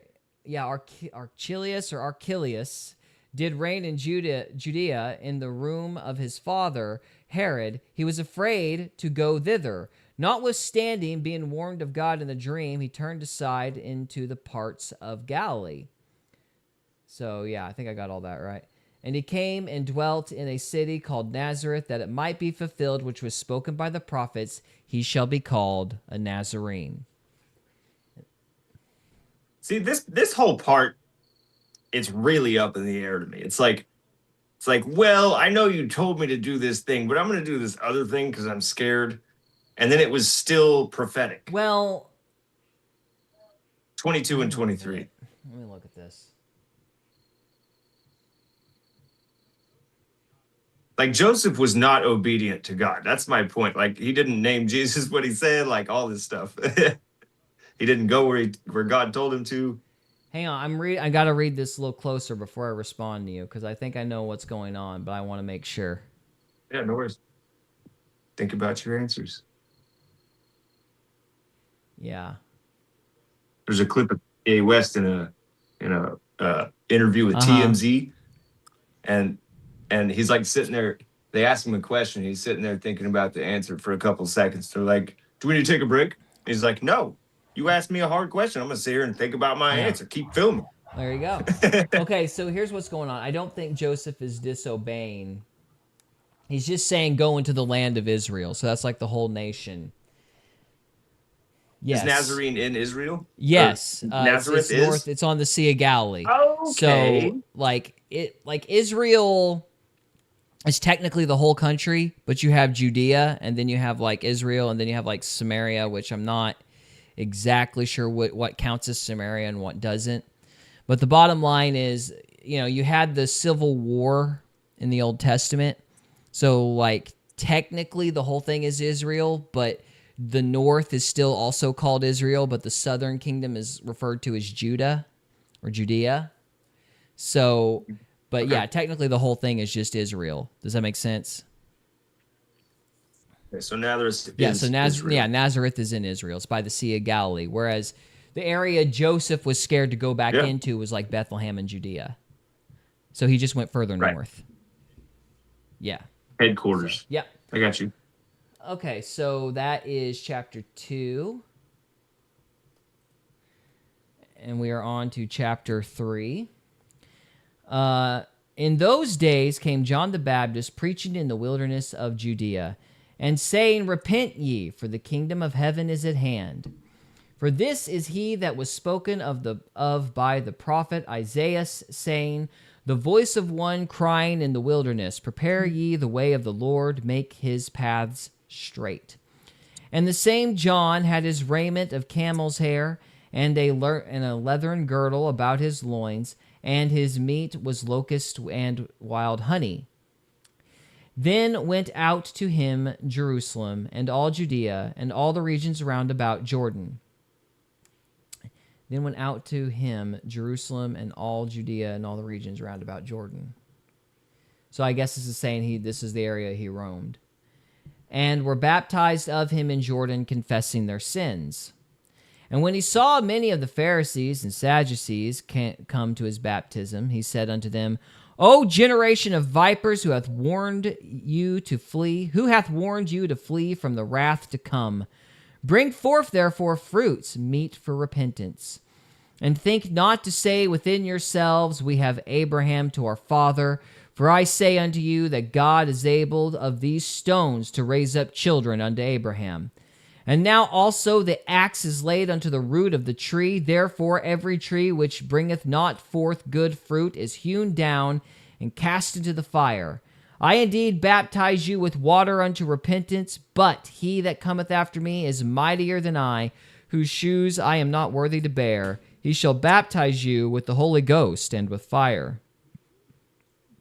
Whose fan is in his hand, and he will thoroughly purge his floor, and gather his wheat into the garner, but he will burn up the chaff with unquenchable fire. Then cometh Jesus from Galilee to Jordan unto John, to be baptized of him. For John forbade him, saying, I have need to be baptized of thee, and comest thou to me? And Jesus answering said unto him, Suffer it to be so now, for thus it becometh us to fulfill all righteousness. Then he suffered him. And Jesus, when he was baptized, went up straightway out of the water, and lo, the heavens were opened unto him, and he saw the Spirit of God descending like a dove, and lighting upon him. And lo, a voice from heaven saying, This is my beloved Son, in whom I am well pleased. And that's chapter 3. That's legit. Indeed. All right. He was well pleased. So, yeah. Amy McLennan says, oh, maybe it's okay when Bill Gates says I should eat bugs and be happy. No, Klaus Schwab. Klaus Schwab and John the Baptist are, I mean, they're pretty close. Just Klaus kidding. the Baptist. Klaus the Baptist. You will eat the locust and the honey, and you will be filled with the Spirit of God. I'm trying to decide if... You will be happy. Well, that was a pleasant way to end this section. So, there you go. It's the first 3 chapters of Matthew. We're going to be moving on to the next section. You guys have any final thoughts on Matthew? No. I just wonder if John would laugh at our joke about Klaus Schwab. Maybe out of pity. I think he would. Maybe out of... He'd probably have his head Oh, rolling. come on now. That got dark. Wow. He would have laughed at that. Come on. He would have baptized it at least. For sure. Amy McLennan says, okay, I actually do love John the Baptist. Yeah, I do too. I mean, he's great. I'm not talking smack. I think he would actually laugh Yeah. at that. It's just Trevor. We're running with the whole you will eat the bugs thing. So, yeah. Okay. We're moving on to the next section. We've still got 3 sections to go. We're done with the Bible study portion for the evening. So, yeah. Thank you all so much for watching. We'll see you next time on that one. On to part 3. So, for part 3, I'm trying to think the best way to jump into this. No, we got to stop starting from the intro because we're trying to increase our watch time. Remember, because, we're changing things up, and I got to start a new habit, which is annoying. We're trying to analytic here, and Trevor. humor the algorithm, which is frustrating. We're trying to habitat. What? All right, this is getting awkward. I'm just going to jump in. Okay, this time, Thanks. Angel Studios is really messed up because, they bought Animal Farm. And, of course, this is going just about as well as everybody expected, which means nobody's liking this movie. But Angel Studios has decided to go the way of Hollywood. So they're basically insulting the fans and being very, very petty. No, it's not good at all. This is how you go broke, as they say. Go woke, go broke, and all, the thing that's practically a cliche at this point. But before we get into that, there was another issue that I found very depressing. Me and my wife kind of have this saying, you become what you hate. And it's kind of become what's happened with like the podcasting space. because there was a whole list of podcasters that that said they reviewed this movie, but they hadn't even watched it. They just got paid. So I'm going to show a few examples of those people right now, which this is very disappointing. Wow. So the first was Riley Gaines, and she's that swimmer that had to, give up her trophy to that fella in the swimsuit. So she says, my husband and I got an early access screening to Animal Farm, an animated adaptation of George Orwell's novel made by Angel Studios. First of all, it was not made by Angel Studios. Angel Studios just bought it from Andy Serkis, and it's incredibly well done. They do a perfect job reminding viewers that Marxism always has and always will fail. Now, we've already done an episode on Animal Farm, this version, and so we already know they're not complaining about communism. They're taking Orwell's story and flipping it and complaining about capitalism instead. So it's very clear she did not watch the movie. She just got this because she was paid, and Tim Pool and others called her out. Okay, Amy McLennan says, okay, I go to my other Bible study at around 12. It seems to be a kind black man from somewhere in the U.S. He is a teacher, kind teacher. Well, good, excellent. If we're not done, we might check them out. So yeah, that sounds good. Yeah. Thank you for being here. So don't get me started about Orwell. Yeah. So anyway, so yes, so Riley Gaines has clearly not watched the movie. So that was one person that did it, and then this was interesting. Actually, before I go to the Newsweek article, we had Tucker Carlson doing the same thing. Paid partnerships. Angel Studios, see Animal Farm in theaters May 1st. Tickets available. You could get a promo code under Tucker. So, he was paying attention. I know. Dude, that's terrible. I know. Especially since this movie's communist trash, and all these conservative guys are promoting it because they're paying zero attention. It's really... He's like, yeah, I'll take your money. It's like a fledgling Tucker laugh. It's like, oh, and then he does, So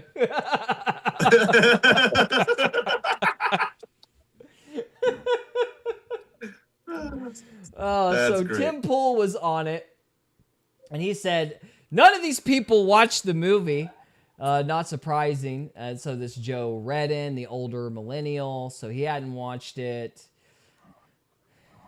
Well, at least Timmy Pool's calling out. He's been on it truths. all day. Tim Pool's been jumping people. Is his hat still on? The Has he hat's taken his still hat on. off yet?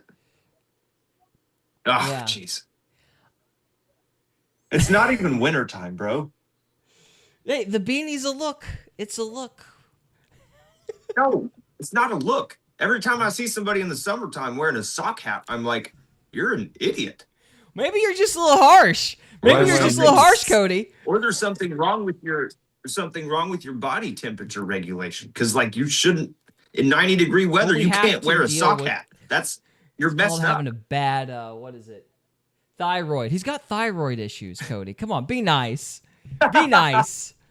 Go to the doctor. Take the hat off. You're just being a little harsh. I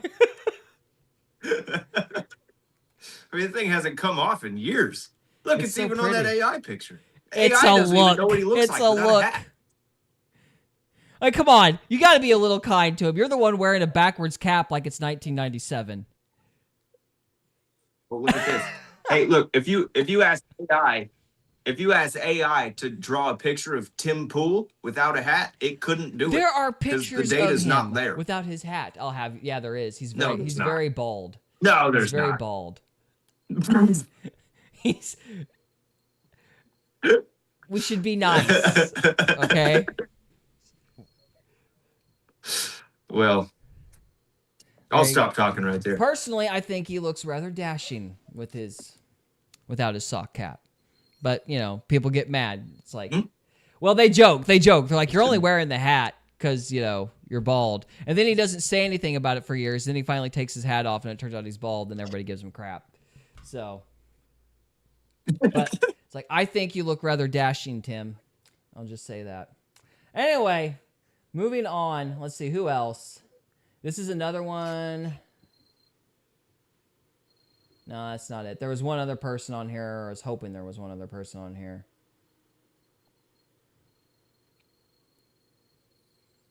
Okay.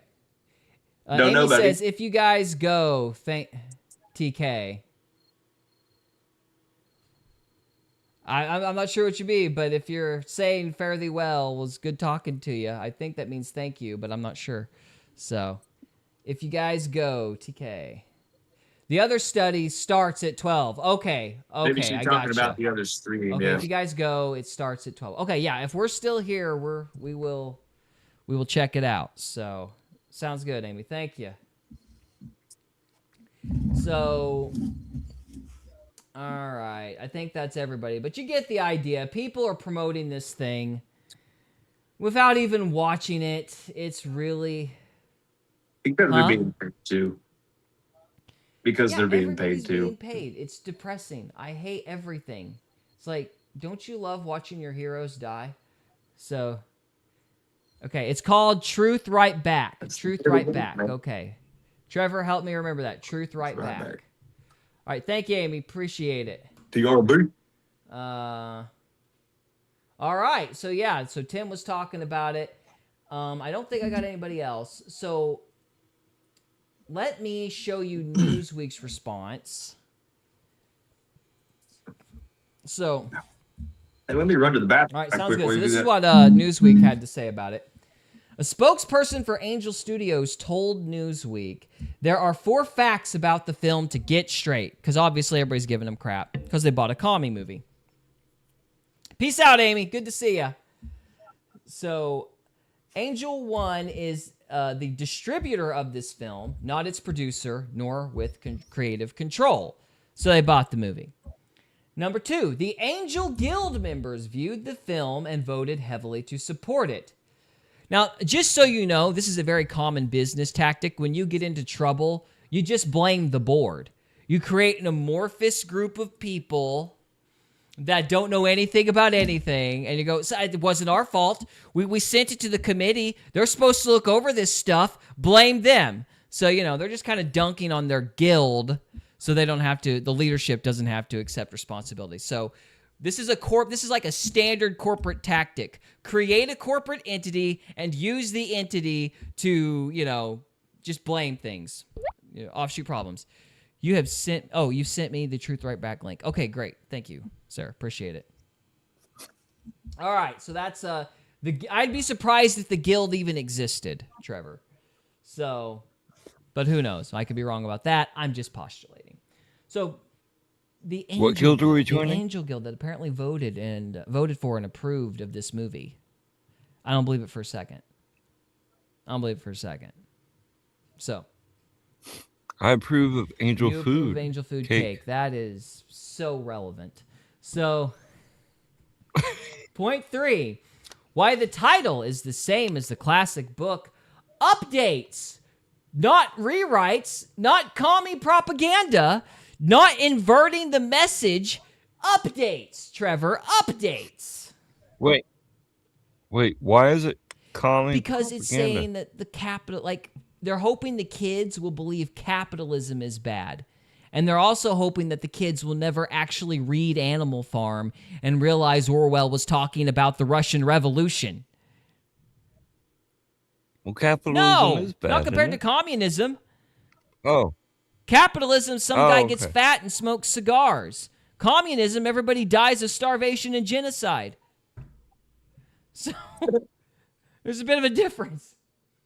We don't want commies. It's still a fat guy with cigars, there's like though. 2 fat guys with cigars, and everybody else is dead. In capitalism, there's 5 fat guys with cigars, and everybody else is marginally poorer, but jealous. But everybody's alive in the capitalist scenario. Yes, right.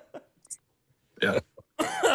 Anyway, so it wasn't commie propaganda inserted into the film. It was just updates. So, yeah, we're made to make it relevant to broad-based, viewer-centric, family-friendly audience. It was just to make the movie family-friendly. You know. We don't want to show Kinda like anything mean. We don't want it to. We don't want it to have a sad ending. That's what it was, you know. By family. The principles of our members.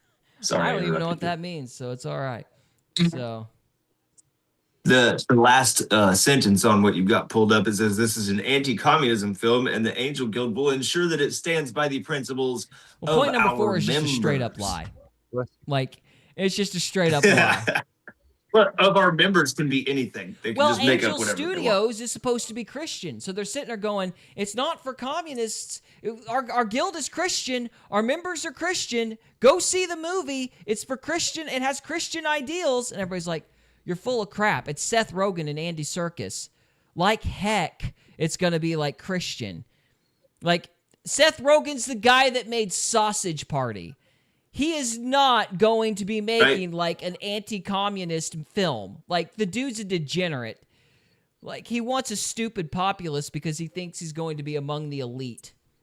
But we're inferencing motive. Like that's logically unsound. It's inferencing motive. It's not like everything he's ever done has been to, you know, encourage hedonism. But whatever. And moving on. So yeah, they handled it like adults. We've got this Baptist review. If we are still talking about this 30 minutes from now, I'll go back to this Baptist review of it. For the present, I'm going to jump to Angel Studios' response. And so this is Geeks and Gamers. And so everybody's very mad about this movie because they're obviously insulting Orwell's memory. And they're shocked that Angel Studios would actually be stupid enough to buy this film. And Angel Studios got very petty, and they basically decided to copy Hollywood and its tactics. And so what they did is, so we'll just read a article here for a minute. So, the video, mockery disguised as marketing. The video itself plays out with a parody of Romeo and Juliet, with two actors representing Animal Farm and Angel Studios as star-crossed lovers. So they put out a video, and the video is basically their attempt at humor while simultaneously making fun of fans. So got this from Geeks and Gamers, and so we're just going to watch the film. It's quite lovely. Oh, Animal Farm. No one wants us to be together. They haven't even seen me. They're judging a movie by its trailer, which is what trailers are for. But still. At Chloe Rice 8272 said, Seth Rogen is probably the last person to come to mind to voice a character who's literally meant to resemble Stalin. Resemble Stalin as a pig? Seth Rogen is a perfect pig, Stalin. People are saying I should have been rated R, full of blood, darkness, and despair. At Huff UITV said, making Animal Farm kid-friendly is dystopian. It's a story about talking farm animals. It's read by kids in middle school. Yes, it's read by kids in middle school so we can scare the crap out of the kids and go, don't be communists. You will starve to death if you are communist. So it's not a child's story in the sense that it's a fairy tale you're supposed to feel good about. It's meant to scare the crap out of you. It is a cautionary tale. But that does not mean insert fart jokes. So that's what they Is that really what happened? Yeah, I have Seth MacFarlane like farting for a half an hour. So I hate his laugh. When I hear him laugh, I want to like break his knees. I'm just kidding. I shouldn't say that. I'm being how a you little feel when rash. people just laugh in general? You just twitch a little bit. It's like, I want to hurt you. No, it's just his laugh. laugh. Oh, okay. Just All his right. laugh. It's just a certain pitch. Just says, I need to hit something. So, anyway. So, yeah, no, there's a misnomer here. It's Animal Farm is a kid's story, but it's got a very adult message. It's packaged in like, using personification, like turning animals into humans or whatever, but that does not mean adding all this like overly friendly, goofy, fart jokes and people running cars into swimming pools or whatever. It's meant to be scary. Like it's like Grimm's fairy tales, if you will. Like, they're meant to be warnings, and you're changing the genre. That's the problem. So. Yeah. So, yeah, I don't know if we can play all. Huh? Definitely a mess. I don't know if we're going to play all of this, but I do want to skip to the end because the end got kind of dark. That way. It's not like we're doing Schindler's List with farm animals. didn't It's find Animal that funny. Farm. I thought that was a little dark. Laughing. It's not like we're doing Schindler's List with farm animals. And then she laughs like, why are you laughing at that? That would be horrible. Because it was a propaganda movie. It wasn't real. Stop it. I'm just telling you, Schindler's List was a fictional movie. No, it's not. That's why she laughed. No, that's not why she laughed. She laughed because it was like a silly comparison in their narrative. But anyway, no, I think the Holocaust happened. Let's not. Okay, I'm not what do you saying the mean? Holocaust didn't happen. I'm saying Schindler's List was a fake movie, just like Animal Farm. No, like Schindler's List is like dramatic, but it's still relatively a biopic. Like Animal Farm's an allegory. Like yeah. All right. Like, I mean, like a anything could movie be an can take allegory, dramatic really. licenses, but like an allegory is meant to take like a completely unrelated scenario and then use an unrelated scenario that doesn't have the same like connotation. Oh. Yeah, because the contrast Right, like, makes you if see it. it's seen in a different environment, then you can see what happened and the patterns and the messages more clearly. You know what I'm saying? Okay. Yeah, I'm just being an idiot. Okay. Let's just skip to the end here because it's just more. Oh, no, wait. No, there is one thing I do want to show before we do that. Hang on. And then at Dustin Maddox 9445 said, "It is wild that Angel Studios would put out a pro-communism movie that was adapted from an anti-communism book." But I hate communism. Me too. And at Generically Entertaining said, "They don't even need that windmill anymore. Just hook up a generator to George Orwell's grave and he'd power the whole farm." Because he's rolling over. I get it. It's really funny. It's not true. But it is really funny. It's just such So, an awkward Angel- thing. Like, it's just, yeah, it's so awkward. This is and terrible. weird. All right. Amy McLennan says, "I am taking a It's nap AI. and eating some food before the next Bible study." Well, sounds good. We'll see you then. We'll be here. We'll be here for a while. So, all right. We'll see you, Amy. Thanks for participating in the chat. Appreciate it. So, all right. So, hang on a minute. Fans hate me? No, most don't. You passed the guild. It's a loud minority trying to silence us. Like the pigs. Don't you love that peer pressure? It's like, hey, if you don't like our movie, you're just as communist as the pigs are. Very adult, huh? I mean, that's what they did. That's what they did with it's COVID. kind of a- yeah. I don't care at all. They can live in their hell. I don't care. All right. Amy says, actually, my Bible was copyright 1984. Oh, wow. Yeah, That's cool. that's interesting. So, yeah. Weird. Point is, they're trying to peer pressure you. And here's what they had to say at the end. And then Amy says, "Please come over to the other Bible study." We very well might, because our show is running much longer than normal, so we might very well do that. So this whole video you just showed, that was like to try to make the Yeah, book they're trying to look push good? the movie. Actually, I don't even think they're doing that. I think this thing is just pure Jesus. spite. How much money does Angel Apparently, have? too much. Angel Studios must have a ton if they're paying Will Ferrell. Because Will Ferrell That's doesn't not give a Will shit Ferrell. about this. I don't know who that is. Yeah. Are you I sure? don't know who that is. It's not Will Ferrell. It's a Hey, I sure thought it was. Yeah. it's a fake AI might be. video. It could Oh, it's be an fake? AI video. I don't know. No one knows what's going There's on. not, it's What not is worth this? caring about. So, but anyway, so here's what they did at the end.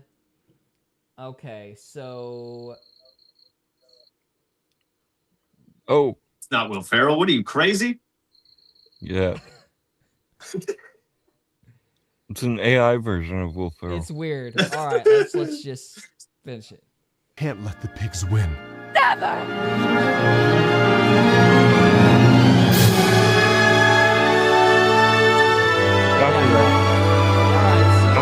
Angel proudly presents Animal Farm, a cautionary tale in theaters, and then they put it so it's really hard to see, but if you scroll very closely, it says whether you like it or not.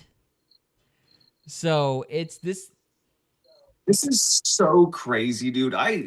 Apparently they want to go bankrupt. So it's like they literally, this whole video is basically a middle finger to all the fans that have supported Angel Studios this entire time. It's like, you people are a bunch of plebs. You know, rather than just admitting, look, we didn't know. It was Animal Farm. We thought it was like a regular Animal Farm movie.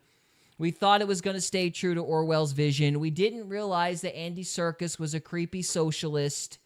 And, he basically inverted the story, but we spent so much money, we have to make our money back. It's like, it's not like hey, we screwed up. Sorry about that. Please watch it because we need the money. Like, that would have been better, honestly. Instead, it's screw you.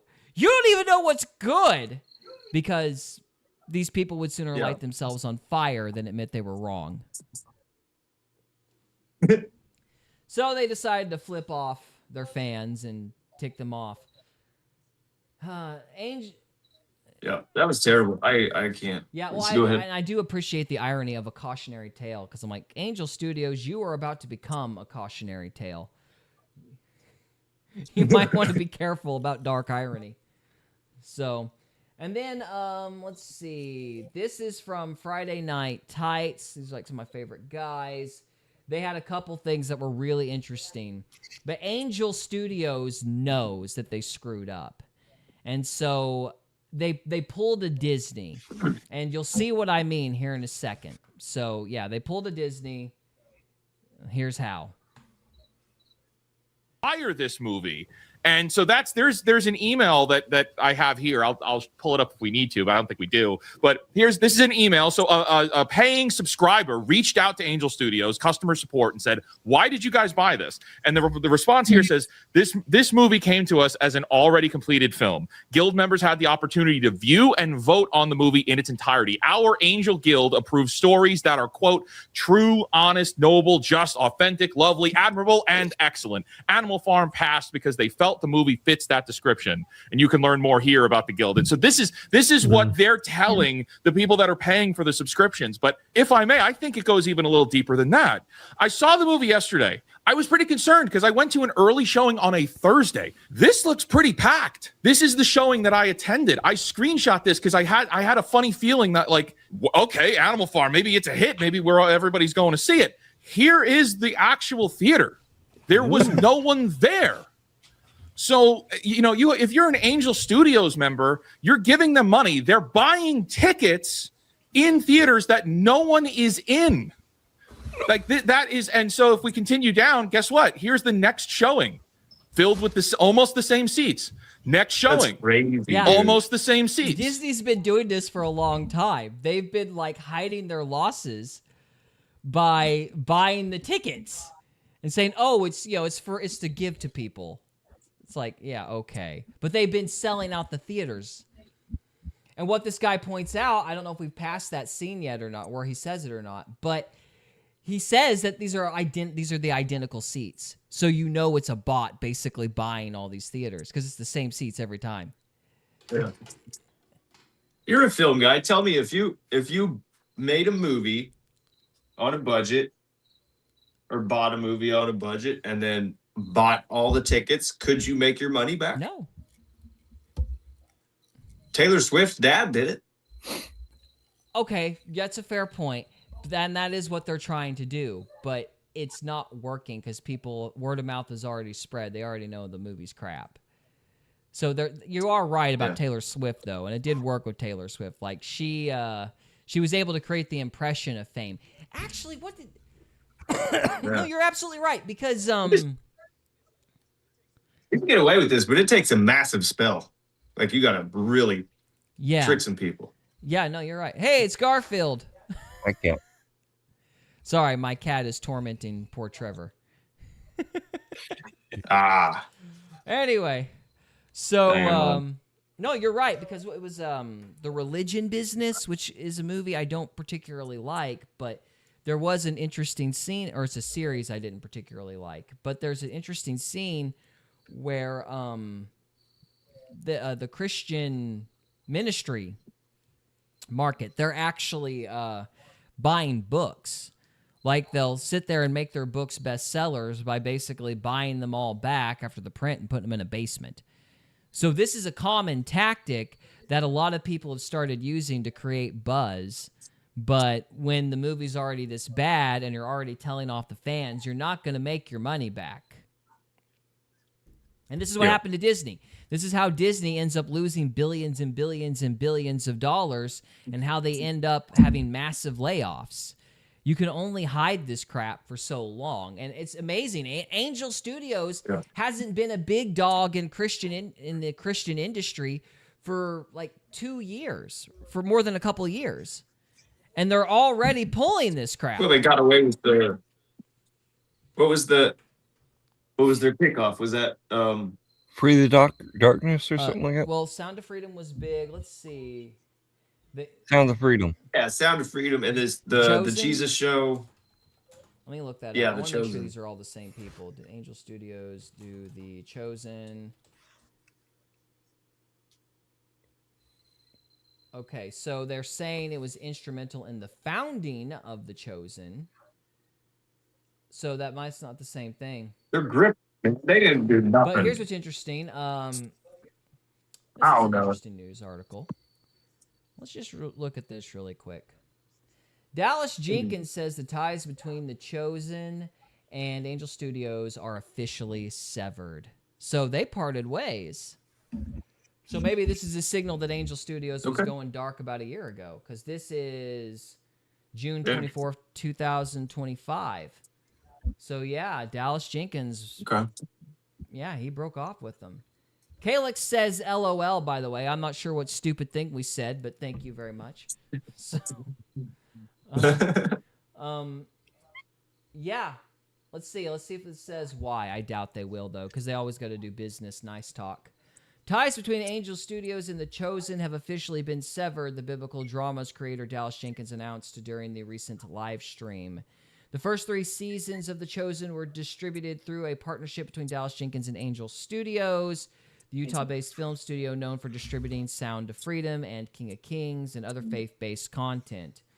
In 2023, The Chosen entered a private arbitration with Angel Studios over multiple significant contract violations, Jenkins said. The following year, the arbiter ruled overwhelmingly in the favor of The Chosen team. So Angel was already being... So they're from Utah? It's almost like that might be relevant. I have no idea what you... Are they Mormons by chance? Whatever do you mean? Surely not. They maybe think they're better than everybody else, and they're I don't know about all chosen that, but blood. they would have a lot of money. If they would have a lot of money. So, fair enough. Yeah. So let's see. I'm trying to remember. You know, it sucks being old. And I know I'm in my 30s, but I feel old because it seems like, am I wrong in thinking that Angel Studios was the original group that all they had, their original shtick was an app, wasn't it? Like they would take pre-existing movies and they would like cut out the cursing and the nudity and everything like that. Wasn't that Angel Studios' original shtick? Am I right about that, or is that a different group? I think you're right, because I remember The Chosen being free on the Angel app. I never downloaded it or anything, but I remember that. Let me check this, because I think I have thoughts if I'm right. The grift thing is like really coming to the forefront here. I'm basically thinking it's a grift. Superficial morality is a signal. They're just like, it's kind of where my brain's going.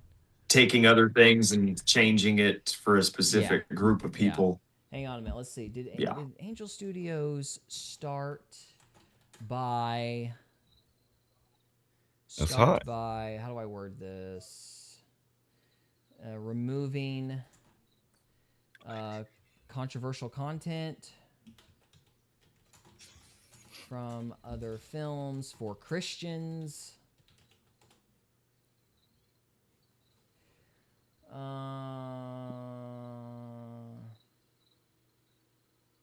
VidAngel, I am right.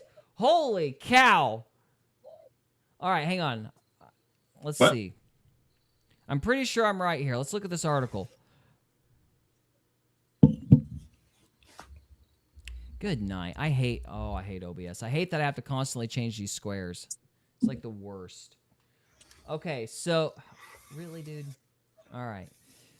Here we go. It's VidAngel. I knew it. I freaking knew it. Okay, over the past 3 decades, numerous Christian and Catholic organizations have dabbled their hands in producing animated television, movies, documentaries, and entertainment. Most of these efforts led to the production of mediocre media entertainment. Some efforts were successful, while others not even worth mentioning. However, over the past few years, Angel Studios, based out of Provo, Utah, has managed to create a platform that is now producing exceptional media on par with major established media players, an accomplishment that represents growing demand for family-friendly entertainment. The company, Angel Studios, was founded by Neil Harmon, whose previous company, VidAngel, that is so funny, a short-lived streaming service platform. Neil What's the guy's Harmon. name? Neil Harmon. Yeah. That was involved in a series of lawsuits over its capability to censor or remove profane images from major Hollywood blockbusters. Wait, so it said it was censoring movies, but it wasn't even censoring them? It would take movies and remove all the stuff it considered bad, and then let you watch it. That was the shtick. It was like, hey, we're like Netflix, but no cussing and nudity. But it just said it had got problems sued to with that, oblivion. Right? As it should have. What an idiot. Neil Harmon, kick rocks. Don't you mean pound sand? So, yeah. Either one will work. I'd rather kick rocks so he breaks all his toes. Pounding sand doesn't hurt that much. Yeah, oh my gosh. That was so long ago. Yeah, I remember thinking, that's crap. Like, that's such a... I don't... it's cussing and all that stuff is not the cause of the fall of society or whatever, but I guess that's a whole other subject. The problem is somebody who's just going to buy films and then edit them. Surprise, surprise, they'd buy an inverted version of Animal Farm and not think anything of it. So, yeah, so that's crazy. But that was what I was getting at, Cody, was basically... You can tell, like Joe Cristiano, he had a wonderful saying. He would always say, never trust somebody who has a fish on their business card. Right? Because, it's the people who focus on superficial morality are, as you say, grifting. And whenever you see that kind of superficial stuff, that's usually a signal that you're not dealing with somebody who's a sincere actor. You're dealing with somebody who knows that they can manipulate a large chunk of the population, if they put on this particular image. But the funny thing about those people, and this is what we're seeing with Animal Farm, is they get particularly mad when it stops working. So when people catch on and go, no, we're not following you with this Animal Farm show, they go, well, you know what? Screw you. And then they put out a spiteful Twitter commercial. You know why? Huh? Why? You know why?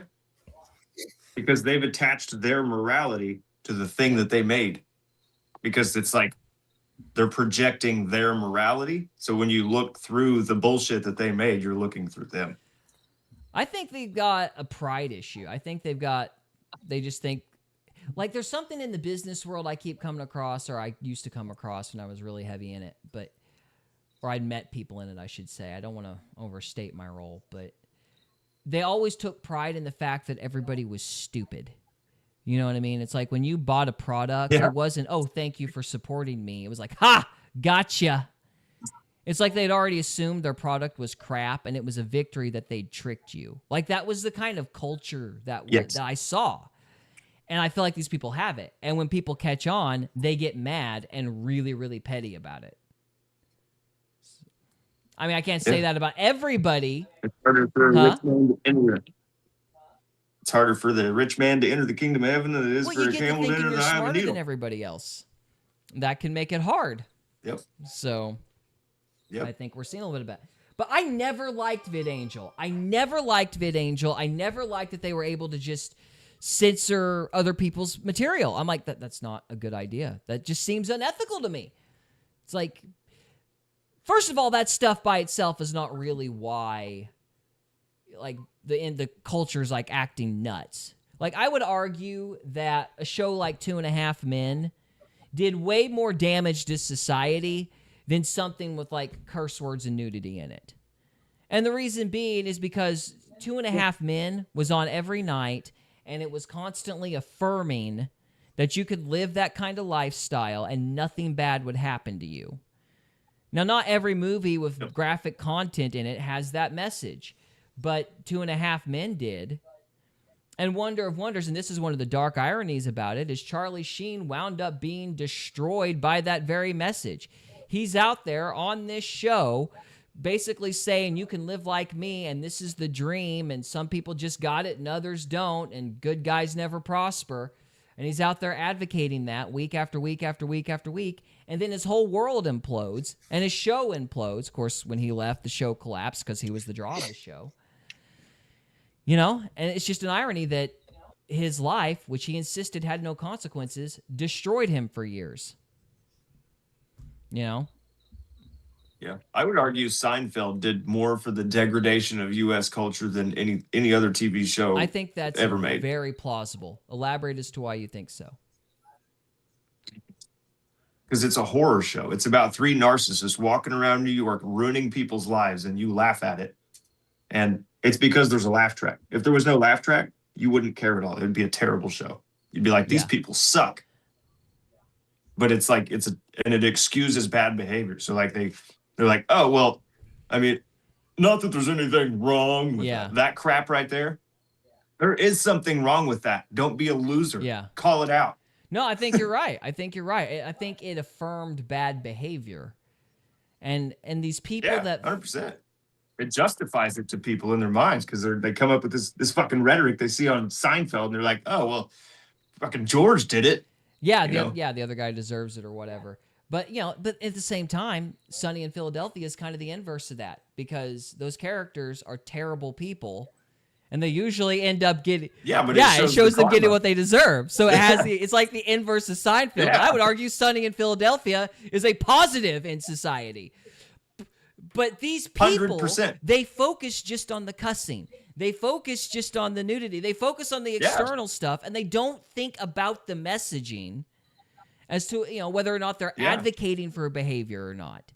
And so you have a show like Seinfeld, you have a show like 2.5 Men. It slips through the cracks, and it teaches people to live like degenerates, and you don't hear a single cuss word. And then freaking platforms like VidAngel go in there and are like, well, we'll make that story good for you. We're going to take 2.5 Men, but we won't allow you to see any of the raunchy stuff. Well, there is no raunchy stuff. It's network television. Oh, we'll let you watch this other movie, but we'll get rid of the cussing and the nudity. And it's like, it doesn't matter. They're still watching Family Guy. They're still watching 70s Show. They're still watching Seinfeld. And they're getting that liberal hedonistic messaging, whether or not the blue content is in there. And that's what you're not paying attention to. And that's the stuff that's convincing your kids to act like degenerates. Yeah. Yeah. I just like I've noticed that recently because I started listening to Kanye probably like 6 months ago. And I was like going back and listening to all the stuff that I listened to in high school and stuff. It's like, he's been talking about God the whole time, dude. The whole time. And everybody's like, oh, well, Kanye's a piece of shit because he talks about how he likes pussy. It's like, well, yeah, he's talking about his sins, his vices. And then he talks about God in the next verse. And they're like, oh, well, he's unhinged. I think platforms like... It's like, okay. Like platforms like VidAngel keep people shallow and stupid. They don't teach people Yeah. how to think thematically. They don't teach people how to think about messages. It's all feel good, cheap marketing. You're not helping people to conceptualize the propaganda that's destroying them. So, Yeah. Which is what Bart does and Sonny and, you know. yeah. Like, Sonny doesn't advocate for the horrible things that those characters do. That makes it a better show than 90% of the stuff we watched growing up. Yeah. And there's that clip in there, and he's like, science is a liar sometimes. And that shit's Yeah, great. that's true, too. So, you get some real intelligent philosophical dialogue, you know. And then Frank Reynolds going, anyway, I started blasting. And so anyways, I started blasting. Anyway, so yeah, it's no surprise we're here. It's no surprise it's Angel Studios. I find that so funny that Dallas Jenkins, you know, not funny, but it just matches the timeline that he left a year ago. Or almost a year ago at this point. That fits the suspicion. Because was it, okay, I got one more thing I want to check. Here. Because didn't Angel Studios start out with House of David? Because I know Dallas Jenkins was tied to that. Can't be right. Because you guys just watched House of David but not that long ago. But it was a giant DEI memory project. lapsing. That was the problem with it.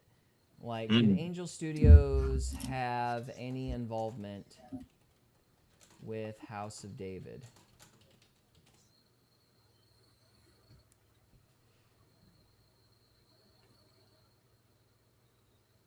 All right, let's see here.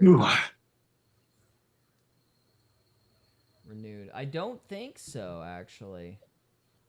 Okay, it is saying that Angel... No, that's the animated movie. The Wonder Project. So no, this is actually a different studio. So we're wrong about that. Let's see. Oh, look at this. The cartoon David's getting... There's a lawsuit involving Angel Studios in this movie that came out with David, too. These guys are just getting sued left and right. It's like... We've been studying this for all of 20 minutes, and we've already uncovered 3 lawsuits for these guys. VidAngel gets sued by producers, and then Dallas Jenkins and them get into a conflict. Now, animated Bible epic David caught in legal battle over rights. Slingshot, the film's producer, brought a lawsuit against Angel Studios for allegedly co-opting the feature to advance its own business interests, including its fledgling streaming service. Last year, Angel Studios, home of the sleeper hit Sound of Freedom, predicted to theater owners at CinemaCon that its upcoming film, David, would be the highest-grossing animated movie of all time, while announcing the title as a splashy 2025 Thanksgiving release. The Utah-based firm, which has eschewed the Hollywood system and prides itself on catering to faith-based and conservative consumers, announced months later that it reached a deal to become a publicly listed entity. Okay, so that's interesting. So it became publicly listed. That might explain something of a turning point, or one aspect of the turning point. Because if it's a publicly listed entity, conspiracy theory time, I'm going to say the CIA bought it. So... Anyway, I know I'm being hyperbolic, but I mean, they're pretty sloppy right now. I don't know. It could be at this point. Who knows? So since then, Angel has been clashing with Slingshot, the production company behind David, over its rights as the film's distributors. In November, Slingshot terminated its deal with Angel, which responded that it didn't breach the agreement, has been sued in a lawsuit seeking a court order that it no longer retains the rights to the movie.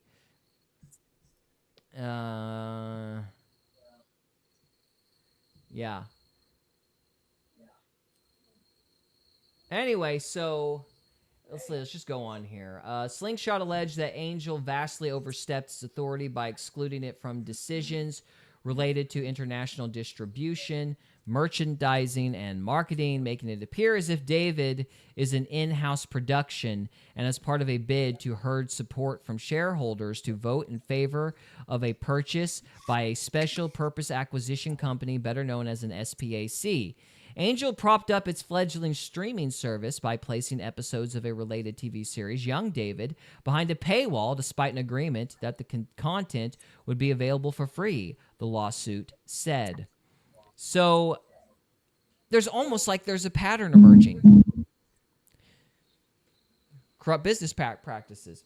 But this is another thing that kind of gets into my contention with people in this ilk, because it's like, oh, you're going to get mad at cussing, and you're going to get mad at blue humor or blue content in media, but you're not going to have integrity in your business practices, because that's different. Like, that's good business, and we don't have to be Christians when it comes to business. Or something like that. You know what I mean? I feel like that's an attitude that permeates a lot of Christian culture. So it is. Huh? I feel like we're in spiritual warfare, right? We battle not against flesh and blood, but principalities and powers. When you're making films and trying to influence people, if you're speaking truth, you're gonna battle some demons, okay, in that world. And Satan is the ruler of this realm. You're not gonna make your money off of the truth. Like, your money has to be made on lies. You can't remake a Bible story and make money on it. It's not gonna happen. You might be right. I don't think you can, dude. Like God might bless you if you spread the truth, but you can't force payment for the truth. I don't know. You certainly, like, God doesn't mind people being rich, but like, there's a difference between being rich in a fair way and just like cheating people. Like, these guys are like trying to, I just feel like there's this legal chicanery thing is kind of the norm in that world.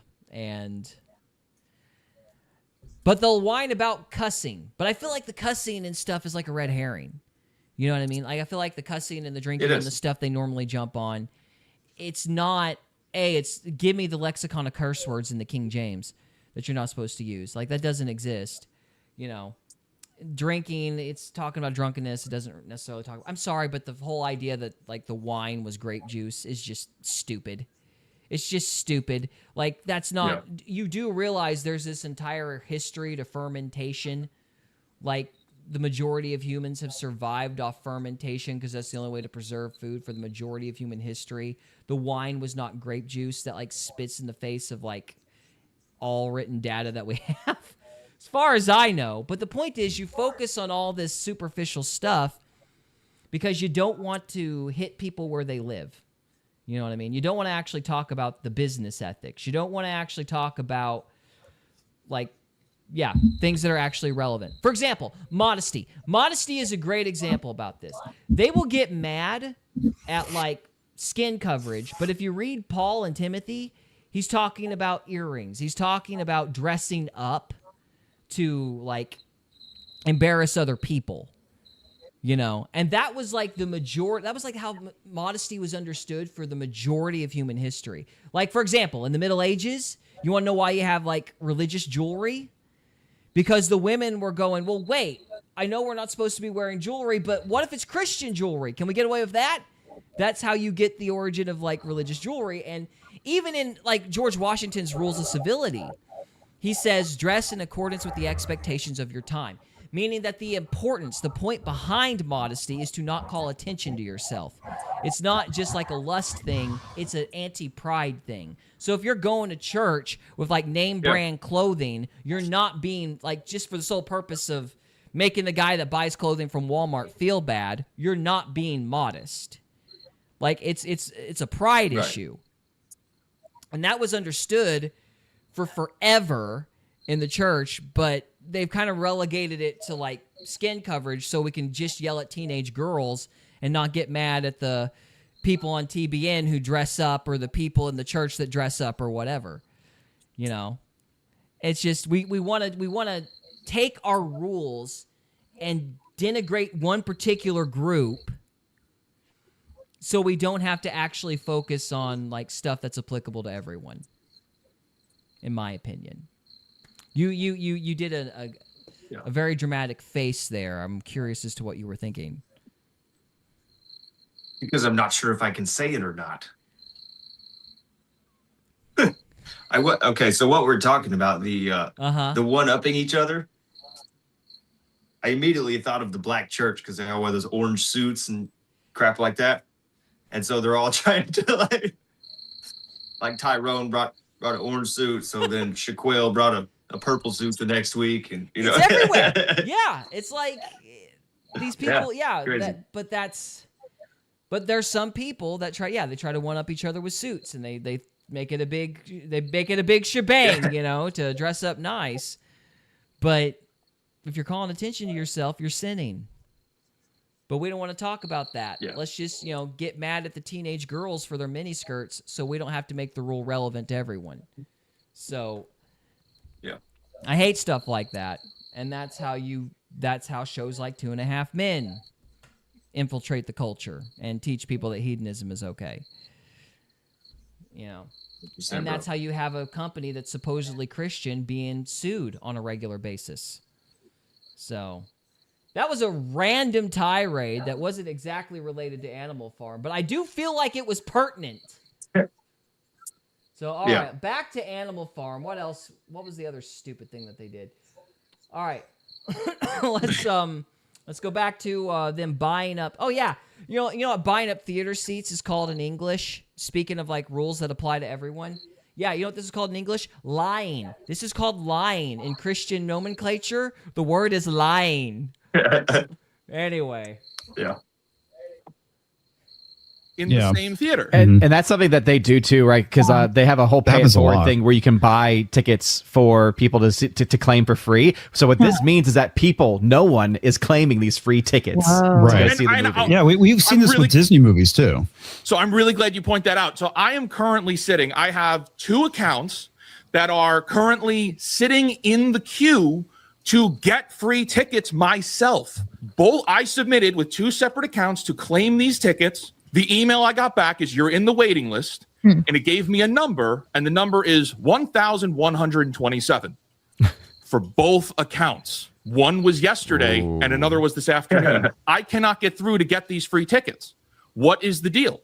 Oh boy, I don't know. Wow. Well, I'm Angel concerned. exposed. Man. This is actually a fairly common socialist trick as well that they use in political gatherings. I mean, socialist trick, literally. When they do political gatherings, they give people option to buy solidarity tickets for the underprivileged who can't get it there otherwise.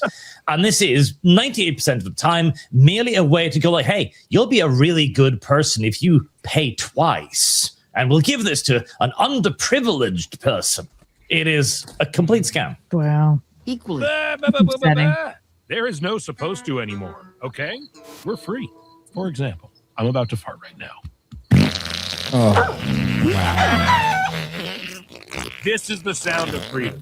Don't you think it's a little weird that they were like, I don't know if they were intentionally insulting their own movie that they put out, but that is a little bit of a weird comment.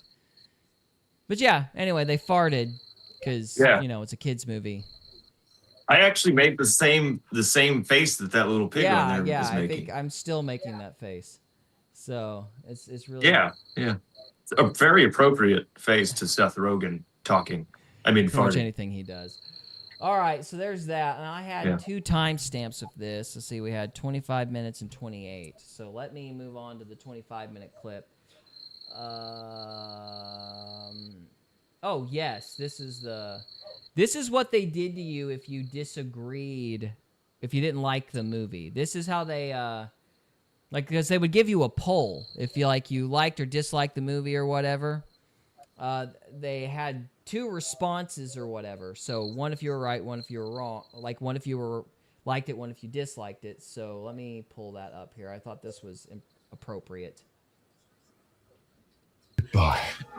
Which would be okay if you gave us a reason to connect emotionally with Boxer, but the movie doesn't do that. The movie doesn't give you the chance to actually care about anyone. It's just rolling. It's a bad movie on its own. Talk about like the actual substance of it. The movie is bad, but here, if you want to see, if you want to share my screen here, this is what you get when you scan the "I didn't like it" QR code. What? Oh, wow. Yes. Your opinion is wrong. You get called a Your pig opinion immediately. is wrong, and if I scroll down, yeah, we heard you, and you're wrong. But wait, just wait. Give us money.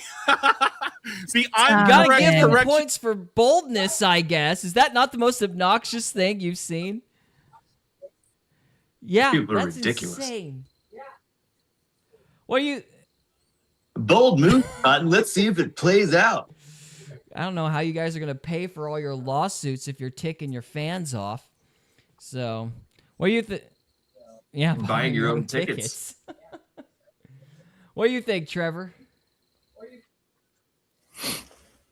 I no longer have respect for Angel Studios. It's pretty I'll say that disillusioning, much. ain't it? Or disappointing, let's say. All right, let's see. Payment portal. Yes, $75. This is real. This is a real checkout if you didn't like this movie. That's so bizarre. So they are trying to lean into the joke by calling the fans a loud minority when you bought a movie that Hollywood didn't want, by the way. That's why you got it, Angel Studios.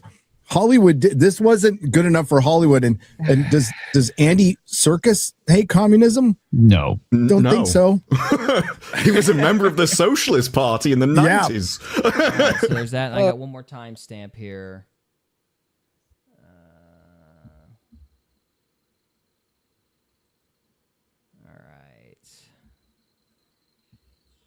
Recommends the book. Most of his ad read is what the book is about, not the movie. So he clearly didn't watch it either, or no one from his team. No, it's pretty And I do think it's pretty damning that Angel Studios agreed to do a debate with Tim Pool and then backed out because they had no one that was available to do it. Now, that's probably the best decision because I think they're about to be humiliated. With Andy Serkis' comments, they don't really have a leg to stand on in that regard. There also has to be the no disparagement clauses. I mean, Angel Studios, even if the guys like let's say they knew, oh my gosh, we bought something we shouldn't have bought.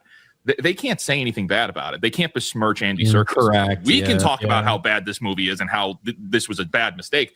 They almost have to make something to get some kind of buzz to convince somebody to be willing to go, like to see the film. But they can't say anything bad about it. They're liable. I think that's what happened. I think they bought it off of name alone. They thought, oh, this is anti-communist, so it's going to go to our base pretty well. Yeah, and they actually watched it, and they're stuck with it. And they have to sell it, and they can't say anything bad about it. Because like the I didn't like it, and then it takes you to some like snarky thing about, oh, you were all wrong and all that stuff.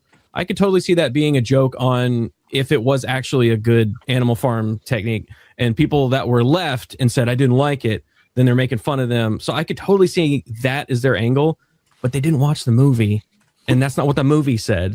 In that case, though, Angel Studios should have watched the movie and formed a marketing campaign about what the movie was. Yeah. Because even the professional critics, a lot of them would have agreed with the communist perspective, all the quality and everything else, and they interpreted Orwell's novel as different. So a lot of them say the problem is about power and authority rather than specifically communism or subversion or virtue signaling. So there are different ways that you can read that book, which are technically correct but entirely miss the point. So yeah, if they'd had a little bit of humility and pivoted because they realized they screwed up, maybe it wouldn't be so bad. But again, double down. Double down. If you don't like the movie, you're wrong.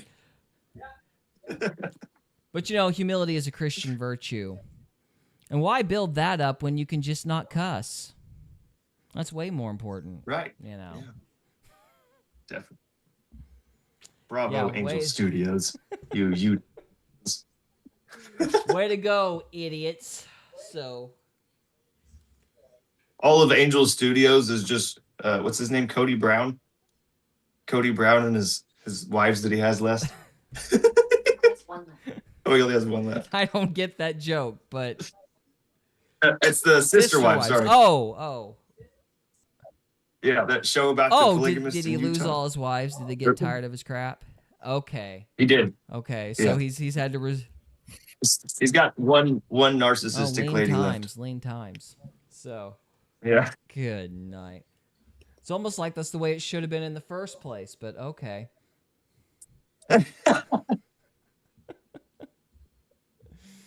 Oh man, I bet he doesn't cuss though.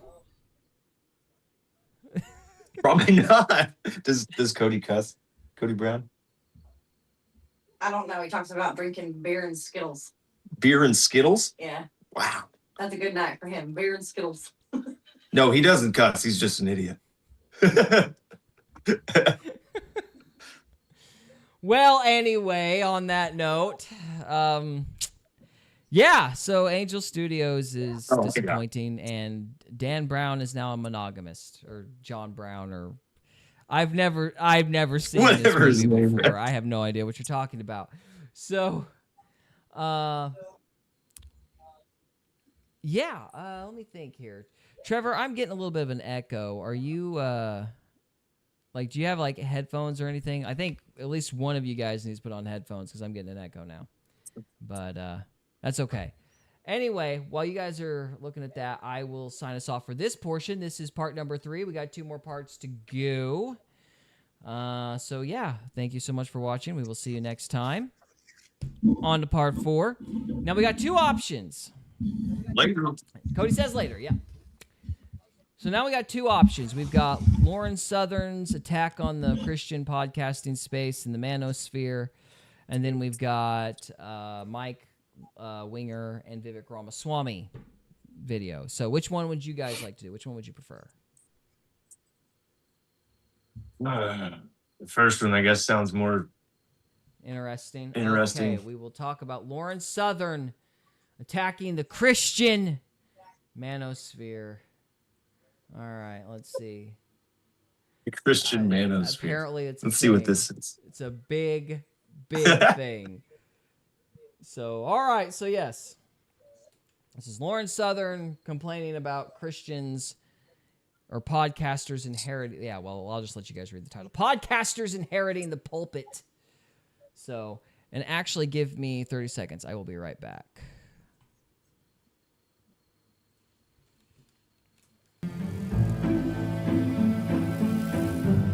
Part of why I made this video is that for a long time, I honestly assumed that the nastier corners of online Christian content would stay where they usually live, buried in algorithmic side alleyways, just shouting at each other, mostly invisible to normal people.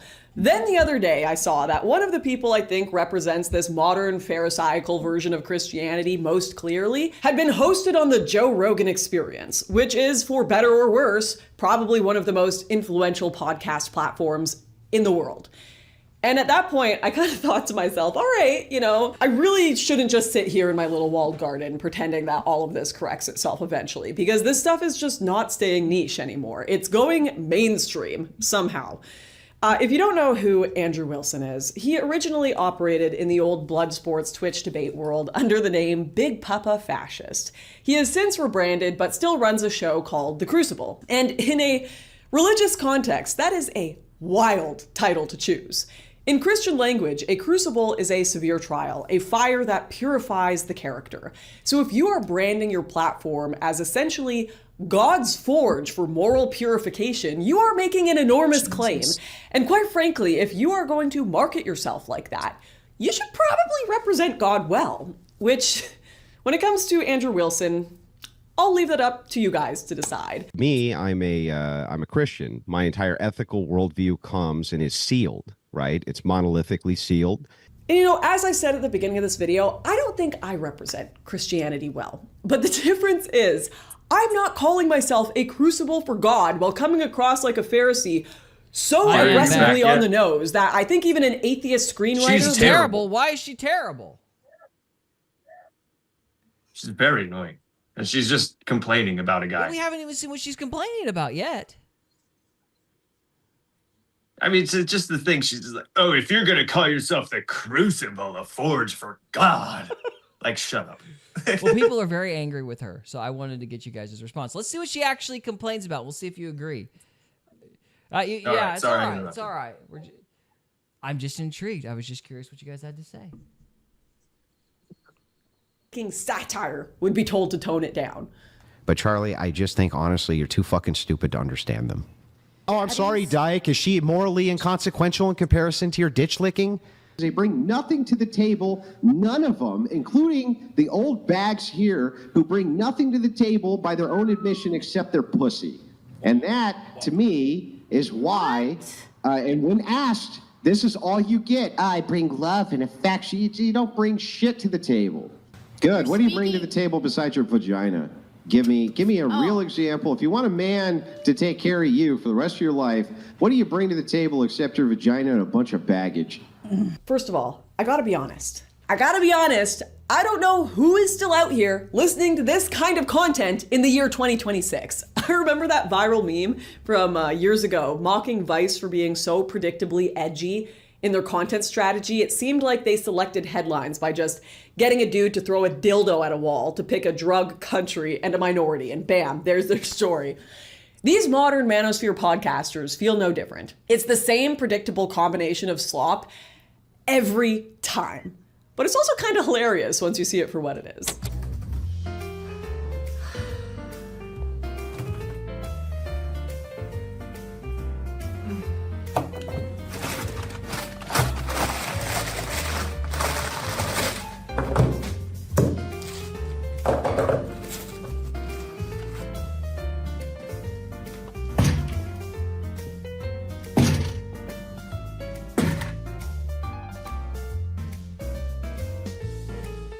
The second you see a cigar and a podcast mic on screen, you know you are about to hear some of the dumbest shit of your life. How do you make $50,000 a month?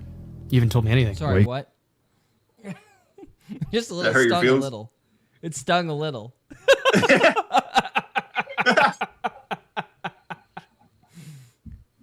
I mean, I haven't taken anything this woman said seriously, but... All right, well, why do you think she's wrong?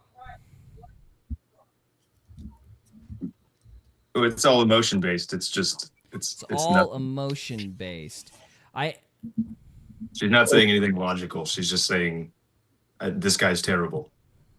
Not to mention, she pulled, like, some of his worst clips from, like, different years. So, Trevor, do you know much about this guy? Yeah, she's just pulled together the data from, like, years apart. Yeah, Andrew Wilson is a lot like you, Gary, Oh, really? actually. He Is it the cigars? Like, as far as, like, biblical, he has no problem cussing those girls out. Well, see, I don't know. no. I don't know if I would cuss those girls out. It would depend. It I would don't depend. think Gary would do no, that. I can't really see myself doing it. I kind of would hope that I was more like the way Charlie Kirk dealt That's with it. that's the difference. That's the difference. Like, Andrew Wilson's views are a lot Okay. like yours, but he has no problem or issue cussing these girls out. Like, Okay, so you're saying like he's like me in terms of like being okay with cussing, but he goes a little further because he's meaner to girls. Is that what you're getting at? Okay. yeah, like you have a better understanding of what the girls are saying.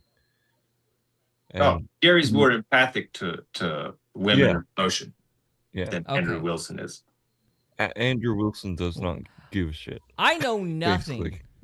He's kind of a dick, and he can't open a pickle jar, and he has small hands. So, Well, I'm glad you guys are more familiar with Andrew Wilson than I am. I saw him once, and it had nothing to do with OnlyFans girls. He was upset with it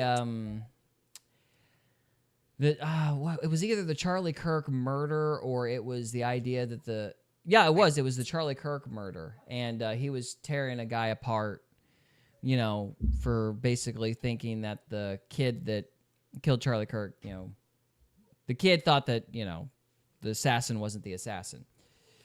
And I agree that the guy was wrong for holding that opinion, but his tactics, like his argumentation, reminded me a lot of Hitchens and these guys that would kind of give you the runaround in terms of your definition of evidence. So you'd go, okay, well, what's your evidence for that? You would say why you think this or that, and he'd go, that's not evidence. That doesn't count as evidence. Because what he was always pushing was empirical data, like documentation was supposed to be evidence or whatever. And of course, obviously somebody who's independent of the government is not going to have documentation. So he was using the rules to kind of make sure his premise was unbeatable because he knew there was no way a guy would actually have satisfactory documentation. You know what I mean? He'd have circumstantial evidence and that kind of thing. And he he wasn't allowing any other type of evidence except the types of evidence he knew these guys couldn't possibly have. Does that make sense? Like he was using rhetorical tactics instead of actually having a fair argument with the kid. Even though I actually agreed with Andrew Wilson in terms of his bottom line opinion. I don't know. Does that make sense, or am I just talking in a circle? Yeah. Yeah, I didn't like the way he argued because I thought he was using rhetoric rather than argument. Like just cheap tactics to win. But that was just my general impression. But that's the only time I've ever watched him, so I was curious. I'm interested to know more since you guys have more experience with this guy. Have you seen him interact with the OnlyFans girls? Because I don't watch the Whatever podcast. I've never seen any of that. No, either. Yeah, I've only seen bits and pieces from shorts, stuff like that. I just don't know why you would. It's like I may have listened to a religious debate like way back before he got like real popular. But that's I think. And I mean, I like Lauren Southern. I think she's got some good points here. I just was curious to see what you guys thought about it. This Andrew Wilson part. I think they're both terrible. They're devils arguing with each other. There you go. I'd actually agree with Well, let's that. keep watching because I'm not sure if I agree with you guys. So let's go on because I was intrigued, but I don't know if I actually landed on an opinion. I had my feelings hurt because I like my cigars. So. Wake up at 3 a.m. Okay. Go to sleep at 7 I did p.m. agree with this. Got it. Now, what do you do in between 3 a.m. and 7 p.m.? Hard work. Eat the spaghetti. Eat the meatballs. Eat the broccoli. Don't get distracted with candy and ice cream. How does that generate income? But anyways, back to Andrew. I hate those videos so much because it's like there's no house there. It's like, oh, you should go to bed early. Well, it's like, what if you can't sleep? Well, you should just go to sleep. But I have insomnia. You should just not. Well, the idea that videos like that are trying to get across, you need to change your patterns. You need to shift your pattern to a different pattern so that you break. Well, sure, but you already know cycles. that. Otherwise, you wouldn't be watching the video. Like, it's a bunch of shoulds and no hows. Yeah, but you're not going to start going to bed at 7 p.m. until somebody tells you you have to go to bed at 7 p.m. I don't know if I agree with that. I think you need hows. Then change your patterns by yourself. That's the problem, though. You don't have a how. It's like, okay, I know I should go to bed at X time. It doesn't matter. Yes, it does, because you're obviously trying and failing. And so you feel like something's screwed up and you're looking for some way.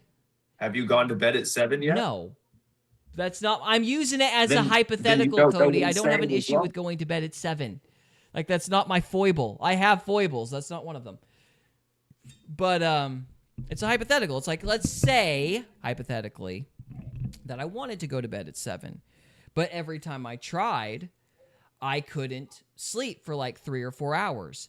I would just lay there. And I did that night after night after night, which would defeat the purpose of trying to go to bed at 7. Now, when you're in a situation like that, you would be watching these videos going, okay, how do I get my brain or whatever it is to quiet down so I can actually go to sleep at 7 o'clock? Or let's just say even go to sleep at 7:30. And instead of getting a how to actually like train your body to change your circadian rhythm, all you get is you just got to tough it, man. You just got to will it through. You gotta decide that you want it. And it's just platitude after platitude after platitude after platitude after platitude. And you don't ever hear anything specific. It's like you don't hear, okay, are you drinking a bunch of liquid before you go to bed? No. If you heard something specific, you would argue with it because it'd be easier to argue with. Maybe you 100%. would. I wouldn't. No, you go to bed at 7 o'clock and get up at 3 a.m. If you can't go to sleep at 7 o'clock, if you still get up at 3 a.m., eventually you'll be able to go to sleep at 7 o'clock. It's like, you just what you break just your described pattern. as a how. And you don't even get that. But it's inside it. You just have to do it, and you don't see it until you do it. I disagree. I think you just need to be specific with people. These guys are never specific. It's just always platitudes. And you should. I'm like, I already know that, and I'm already trying. I would like a how. Like, it's a good idea to go, okay, well, maybe you're not tired enough. Maybe you do need to get up earlier. Or maybe, like, whenever I'm trying to fix my circadian rhythm in real life, because I have a horrible habit of pulling all-nighters and just not stopping to work like I should, when I'm trying to... Right. You break that habit by going No, to bed at I 7 don't. o'clock, What Gary. I do is I stay up for 48 hours, so I'm so dogged tired that I'll go to sleep the second my head hits the pillow. That's what I do. But no, you'll never see that on a freaking YouTube video telling you how to do crap. All right. I'm just saying, when I teach my kids how to do something, if you tell them little specifics on exactly how to do every little step, they'll never figure it out. If you tell them, hey, go get that shit done, they're going to figure it I out. don't know. I've had the exact opposite experience, man. I mean, I've never actually taught. My kid isn't old enough to be taught stuff yet, so maybe I'll find myself in your shoes a little later down the road. But for myself, I usually need a how, and I get very annoyed when I don't hear a how, and I hear, you just got to want it. You just got to want it. Or I was like that video put it, eat the spaghetti, eat the broccoli. I'm like, I relate to that a lot. So, yeah, and I feel like that is kind of part of the whole, like, manosphere thing. I also feel like that's a part of, like, faith discussions, too. It's like, you need to obey God. It's like, well, I know, but what do I do when I'm tempted? You need to realize obeying God is important. Yeah. You obey God. Like, oh, I know, but, like, that doesn't help with the tempting. It's like... No, you have to understand that your heart is wicked and only God can help you. Lean on, that's the big one. Trust God, lean on God. Let him do it.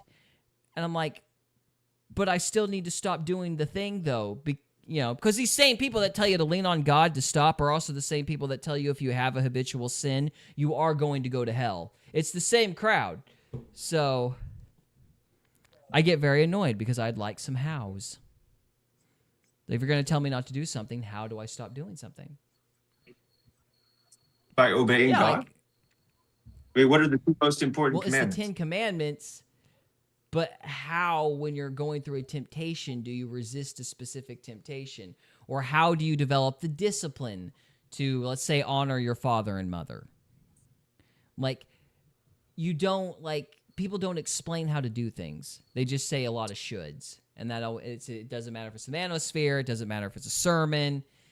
You don't really get the particulars until, like, you either pay somebody money or you just go through it, as you said. And that annoys me. That's why I hate a lot of this self-help stuff. Well, it's like God is within you. You have to go through it. I mean, I just don't know what that means. You sent me a funny Instagram post a few weeks ago. Like, I laughed and found it legitimately funny because it was whenever you're having a hard time, remember what Arnold Schwarzenegger said. I'm like, that's every self-help video ever. It drives me insane. So, but if you come up on a hard time and you tell yourself, you're gonna laugh, and that time is true. You will get a good laugh. That's true. So, okay, I guess we need to move on. Good night. I don't even remember when we started this section, so yeah, we'll just have to guess. Who cares? Yeah. Thanks for coming to the show. Wilson. Being predictable manosphere slop, well, annoying, is honestly not my main problem with his content. I think this clip here captures one of my biggest issues. Your wife has 3 baby daddies and has been married twice before. And you you lick sniz. Under your religion. You lick sniz. What does that You're mean? a fucking dyke. Don't talk shit about my wife, you stupid bitch. Shut your fucking mouth. Shut your stupid bitch mouth. Yeah, that's what I was thinking. A little wife with the defensive, 3 right? Yeah, that went straight to a 10. You see her face too, where she's like, "Oh crap," you know. What did I just say, Your dyke? wife with the 3 Sorry, baby I'm sorry, daddies? dyke. Is she morally inconsequential in comparison to your ditch licking? I'm not even going to criticize the rage part. That aside, the shocking thing to me is what seems to actually trigger his outburst, because what visibly bothers Andrew is that someone brings up the fact that his wife had children with 3 different men, and he appears deeply humiliated by that fact. And this is why it's bizarre. Him marrying his wife, despite her past, and taking her children from previous relationships under his wing, within a Christian moral framework, which he claims to subscribe to, should not be a source of shame. In fact, that is arguably one of the most honorable things about his life. A man choosing to love, protect, and provide for children who are not biologically his, even knowing many people will judge him for it, is, in Christian terms, profoundly respectable. The Bible calls endlessly for people to care for the vulnerable, women, and fatherless children, and he had the perfect opportunity there to explain all of this to the lady confronting him. He could have been an incredible witness to her in that moment, but instead he instantly collapsed into insult. And I think the reason is pretty obvious to anyone watching this. Wilson has built a version of Christianity where mercy and redemption no longer feel masculine enough to defend. I kind of think she's right on that. Mercy and redemption no longer feel masculine. Why does Andrew Wilson's definition of mercy and whatever she said affect No, me? I think like her point was this guy has actually done something that is genuinely real and Christian, and in our circles, in our worldview, is commendable. He has taken another man's children as his own. He has married this woman in spite of her past and shown her mercy and taken care of her. He, as from a Christian perspective, he should be proud of that. But he got defensive in that clip. And her argument is that the reason he got defensive is because in this manosphere space, mercy is not an admirable quality. Like, you know, it's like weakness.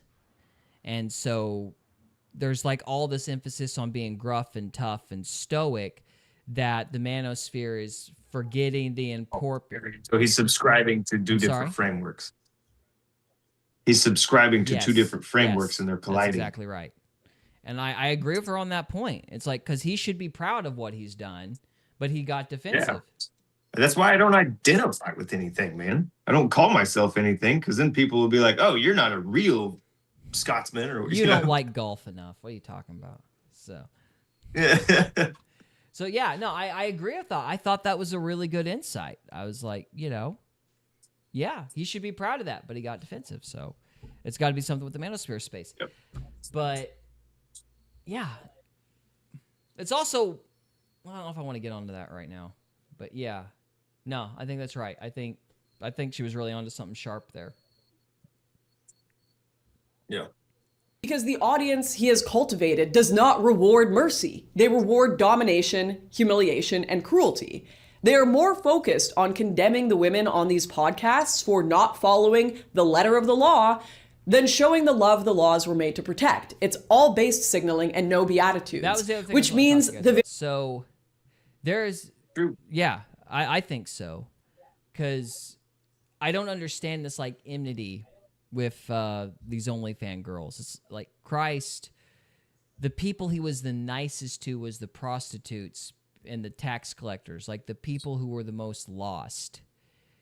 And the people that he got really harsh with were the Pharisees and the people they thought they were better than everybody else. And yet those are the people that Andrew would suck up to. Perhaps, yeah. And I was like thinking about it when she brought this up, and I'm like, you know, what was that one girl's name? Like one of the girls that I don't think it was Bonnie Blue, because I feel like there were two of them. We did an episode on Andrew Tate and Bonnie Blue, and it became pretty evident that Tate was making fun of her, and she didn't realize it. But there might have been another one, but it was there was one that slept with 1,000 and one that slept with 100. One of those two got saved, and then on top of that, there was another one, Nala Ray, I think was her name. She got saved. And there's been this kind of like subculture in Twitter where they're like, well, did she really mean it though? And I find that kind of annoying Because I'm like, when a guy gets off of porn, it's like, oh, praise the Lord. You know, the God has done a movement in your life. But it's like when a girl gets away from, being a porn actress, it's like, oh, is she really super serious though? It's like, well, maybe not, but why don't you give her the same benefit you're giving the guy? Because the guy's probably going to relapse at some point. Yeah, I mean, it's super hard to not relapse as a guy. I don't know what circles you're in. Well, here, it's but I don't Twitter. know. I mean, it's the vile Thunderdome known as X. So. Okay. Yeah, I haven't seen any of that. To my shame, I've seen a lot of it, and but it's from the conservative guys. Well, it's not even the guys. I shouldn't even say the guys. It's like the Laura Loomers. It's some conservative guys too, but yeah, there's just like this weird disproportionate harshness on the OnlyFans girls, and I'm like, we all suck. I don't know why they're getting more hate than anybody else. So I don't know. I don't understand it. They're putting themselves out there in the forefront. I mean, they're signing up for it. They're putting themselves out there on the forefront. Why? Like they're like on the front page of the internet. What do you mean? So because they're public figures, you think that's why they're getting more scrutiny? Okay. They get more hate. Yeah. I don't know. I mean, that's possible, but I don't get any hate. Yeah, but you're not a girl. That doesn't matter at all. You're not one of these OnlyFans girls, so you wouldn't get any hate. It's like, oh, I don't know. I'm probably not making a very good. I'm not putting myself out there. I could still like put myself out there and be like, oh, I'm a piece of garbage, blah blah blah, and But I don't. Are you trying to say that, like, are they? If you put yourself out there, you're gonna get hate and good stuff. Like, you're just gonna get attention. Are you saying that it's because they put themselves out there as Christians that they're getting hate? Or is it because of their past that they're getting hate? Or is it just both? Is it just the act of putting yourself out there generically? Okay, so the third one? Yeah. Like, if you put yourself out there, you're going to get good and bad back. I don't know. I think what's bothering me is the fact that it's the conservatives and the Christian space that's doing it. It's doing the hate. You know what I mean? It's like we're the ones that are supposed to be giving people the benefit of the doubt. We're the ones that are supposed to be assuming, the best in somebody until they give you cause to, think that they're lying. And it's like we're instantly assuming that they're just doing it because they're aging out of the porn industry or whatever. Or like we're instantly attributing motive. And I just find it kind of disturbing that that's kicking up in conservative cultures. Because it's like if you're claiming to be Christian and you're claiming to be like, you ought to know better, because look, porn, OnlyFans, like that's the modern day prostitution. And one of the big things that you hear growing up in church circles is that Christ was kind to the tax collectors and the prostitutes. I mean, like, so the idea of being mean to a prostitute, it's like, well, that's a little on the nose as far as like anti-Christ-like behavior. Like, you shouldn't just be assuming that they're faking it right out of the bat. It's just like it's so specific, and yet they're ignoring it. Does that make sense? Like it's kind of a weird on the nose thing that they're being that harsh to these, modern prostitutes basically. So I don't know. I don't know if that's a consequence. Maybe I'm off target. Maybe it's like not the consequence of the manosphere, but it's the consequence of something. And I find it unnerving. I mean, I don't know. I found that when you get off the internet and stop looking at people's opinions, you don't see what people's opinions are, and then you don't care. So that's her opinion too, by the way. Her next video after this is go outside. So, you might agree more with her than you think. So maybe. Let's see if she has any final thoughts on this subject.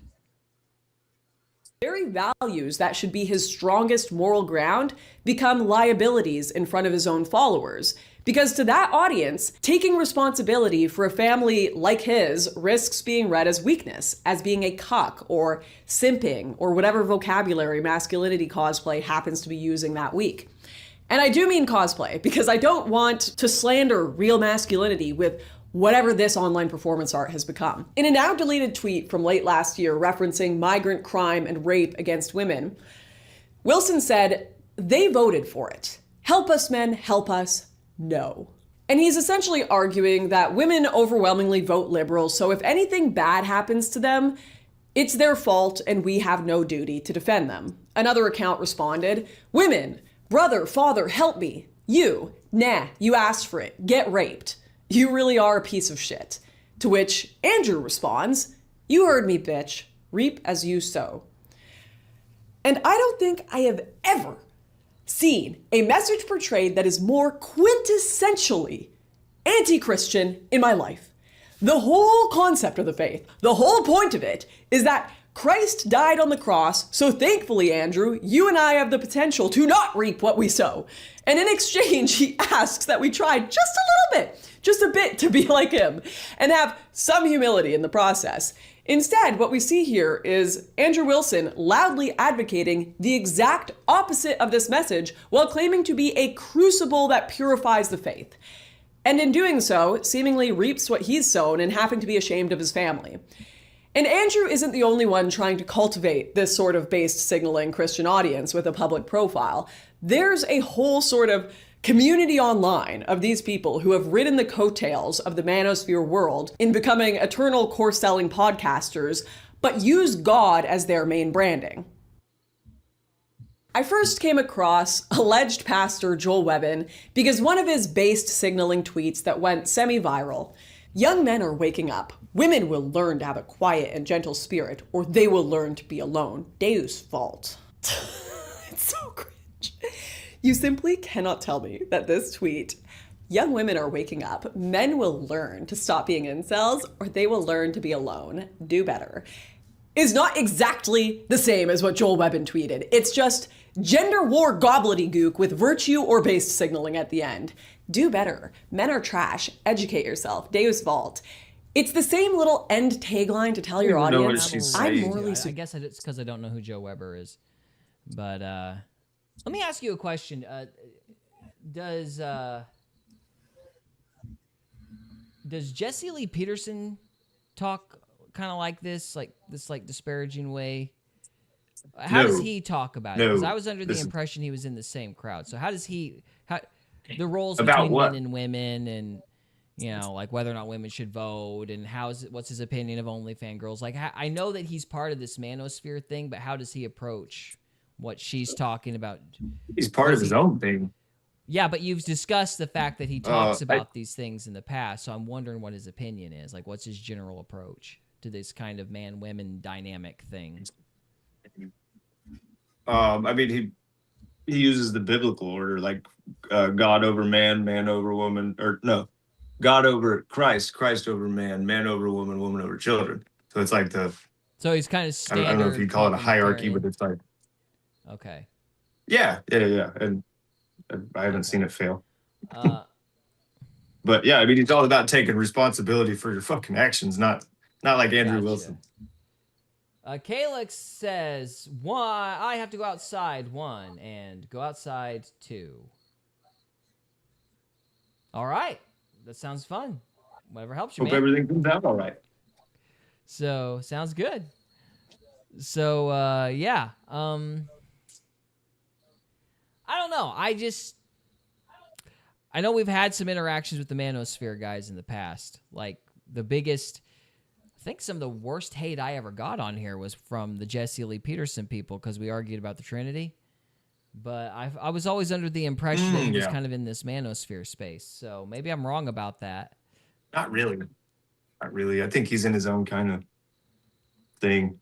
I haven't seen a lot of like people talk to him. He's got interviews with people. Mm-hmm. But he doesn't involve himself in groups or organizations, except Trump. He's on the Trump train. He has been for a long time. Is that hard for you? Well, it's just like he shouldn't, with what he's doing, he shouldn't be involving himself in politics. Like it's pointless. But he's because he's like, no man is good. That's his thing. But then he talks good about Trump all the time. So it's like you're creating a thing that you're preaching against. Maybe he means no man is perfectly good. Nobody's perfect. Nobody's worthy. He really talks up Trump and Netanyahu, that's which gonna really hurt you, bothers me. Yeah. Yeah. I'm liking him better already. So.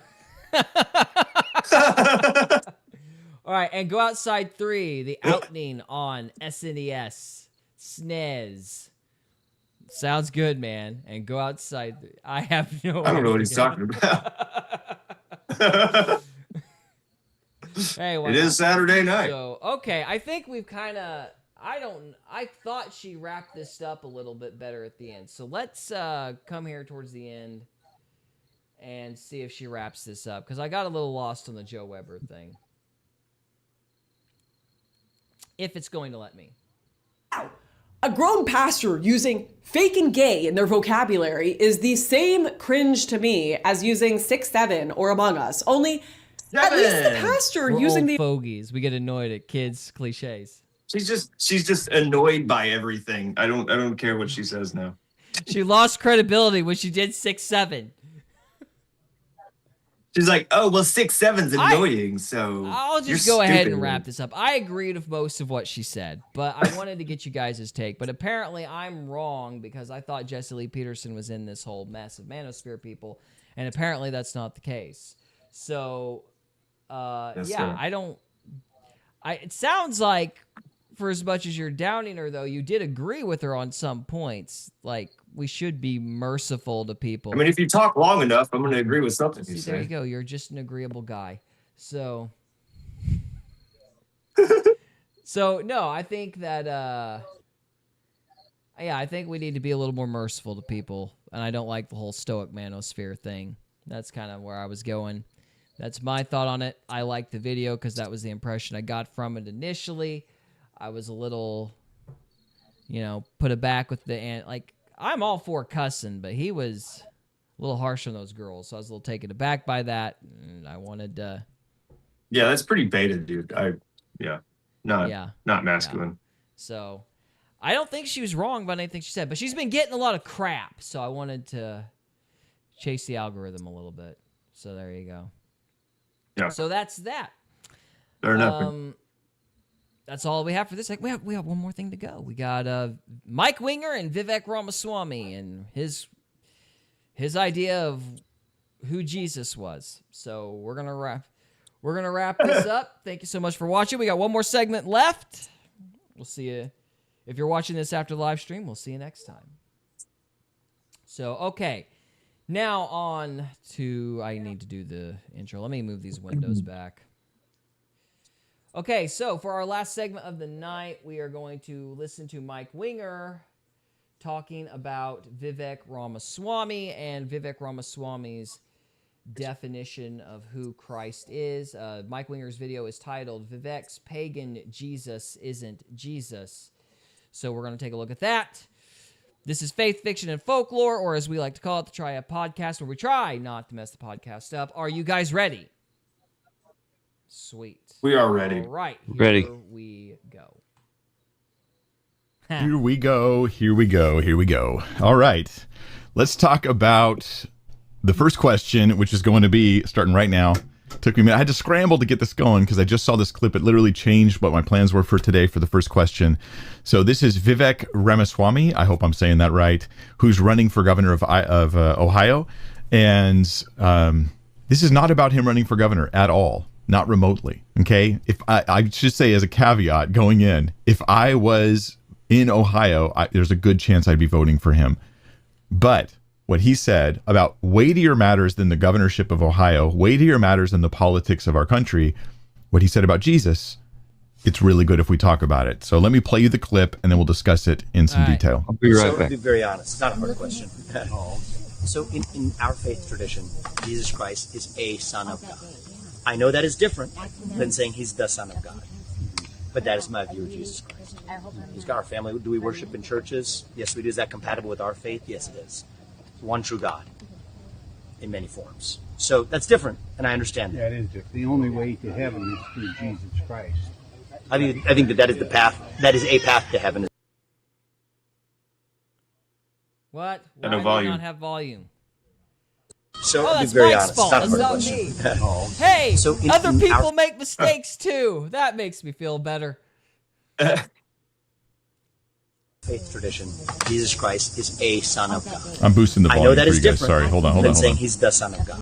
Like I said, I scrambled a little bit. I really wanted to play this one for you today. So I'm just tweaking the volume, getting it adjusted for you guys. I think it should be, hopefully that's good. Let me try one more time. Last No time. worries, Then we'll Mike. comment Your on it. failures are making me feel better as a podcaster. Thank you. I appreciate it. So I'll be very honest, not a hard question at all. So in our faith tradition, Jesus Christ is a son of God. I know that is different than saying he's the son of God. But that is my view of Jesus Christ. He's got our family. Do we worship in churches? Yes, we do. Is that compatible with our faith? Yes, it is. It's one true God in many forms. So that's different, and I understand that. That is different. The only way to heaven is through Jesus Christ. I think that is the path. That is a path to heaven, is the way we look at it. But belief in God is what we say. Yeah. Belief in the one true God. That's the way I look at it. Oof. Okay, there's a lot of issues with this. I want to handle this in a mature and thoughtful way that says. I'd say if you're sitting there saying, "Oh well, our traditions and beliefs," and you're running for an American office, get out. You don't no. It's a Christian country. If you want to bring in a different religion, you cannot be I here. don't know if he's talking about like his nation's religion. I think he's talking about like just where he goes to church or something like that. I don't think he's talking about his like. I don't think he's looking at the religion as a national identity. I mean, do you? Well, that's what it looks like. I didn't get that impression. I think it's probably talking about Hinduism. From what I understand about Hinduism, that is the way they look at it. Like Christ is a deity among many. Yeah. You got like the 9 arms. Kali, yeah. Oh, Kali. Yeah. Kali and what's Pretty that? much other one? all of them. All the ones. Yeah, the blue guys. The blue guys. Was it Brahma, I think, is the big guy overall, if I remember correctly. Yeah, so. Yeah. Father Abraham. Anyway, so I obviously disagree with that. I think Christ is the way, the truth, and the life. I don't think he is a way. Right. So, yeah, I just wanted to see what Mike Winger had to say about it and, kind of get your thoughts on that.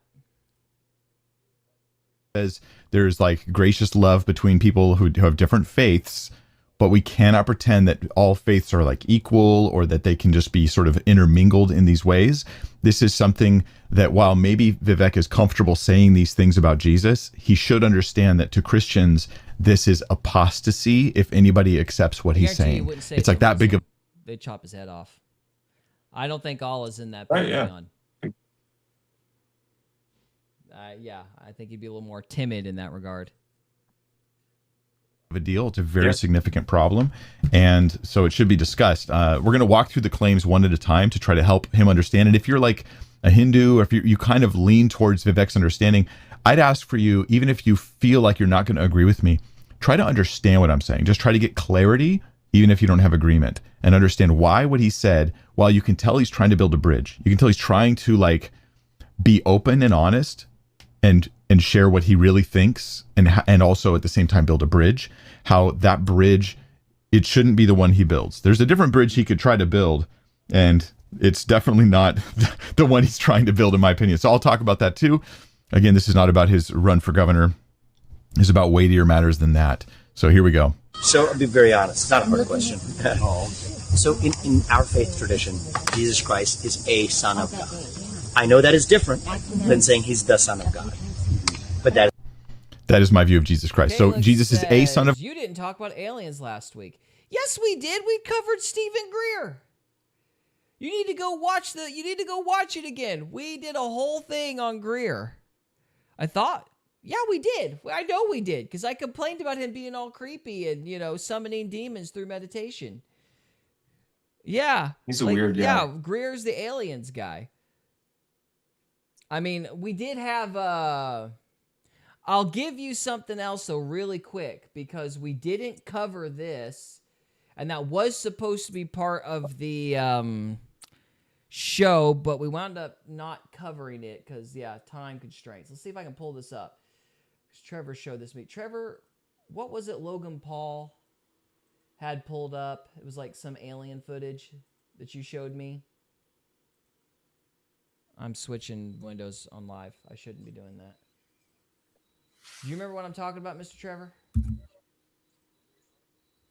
One more time? Last week, you gave me a link showing some alien footage Logan Paul had pulled up. Do you know what I'm talking about? Oh, yeah. We were going to talk about that last week, but we wound up just focusing on Greer. Yeah, I don't remember. Right, let me just try to find it then. Let's see.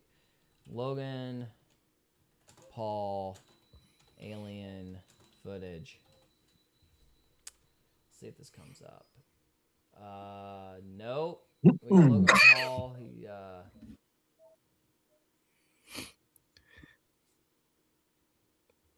He says Logan Paul's alleged alien footage looked legit. So we got a quote from Bob Lazar, but I'm not actually seeing the video. I mean, I'm seeing this really fake video of, I'll just show you. Like, that is totally fake and AI and not real at all. Like, that's ridiculous. Yeah, no, that's not it. It was on... that's, like, cartoonishly bad.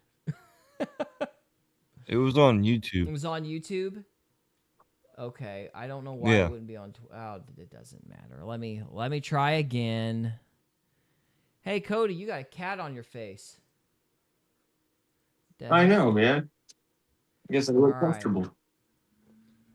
I'm not crazy, though. We did talk about Stephen Greer last week. I feel like we certainly... Yeah.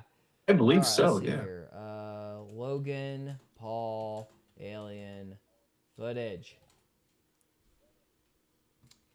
Logan Paul officially releases his UFO alien footage. All right, let's see if we... What this You is. have the only video that proves that aliens exist. You scumbag motherfucker. You have the only video that proves that there is life outside of this fucking solar system. And you're sitting on it and you're not showing it to anybody. True or false? Did you Fact see it or yet? fiction? Have you seen it? I'm not going to talk about my position. I asked. That part was those guys calling him out for it. Is this it? Clearly. Is this it? Yeah. All right, let's look at this. So this is Logan Paul's UFO video. It just dropped today, and I am furious about the quality of this. Do you really believe this is the best we can do? That looks fake as fuck. I'm sick of the terrible video quality. This is Logan Paul's UFO video. Crappy video quality though, because my alien footage, we got like 70 people to look at it. I didn't get crap for it. That was horribly disappointing. Anyway, yeah, no, that looks really lame. Is that really his footage? Yeah, that's the footage he released. That looks so weak. That was really disappointing, Trevor. I was like hoping for chrome. Like that thing was translucent. Like what was that about? Oh wow. Yeah. Pretty weird. All right, let's try this. The dashboard.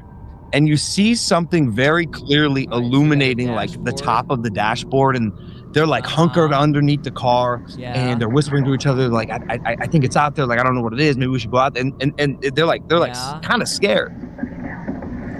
Get down. Shit, the battery's going. Then something appears just beyond the glass. Yeah, it looks like there's some big thing flying through space though. The craft is hovering extremely close to the car. You hear that? It's orange and slightly wobbling or undulating in place as if it's on a wave. You can hear the two guys whispering. Over there.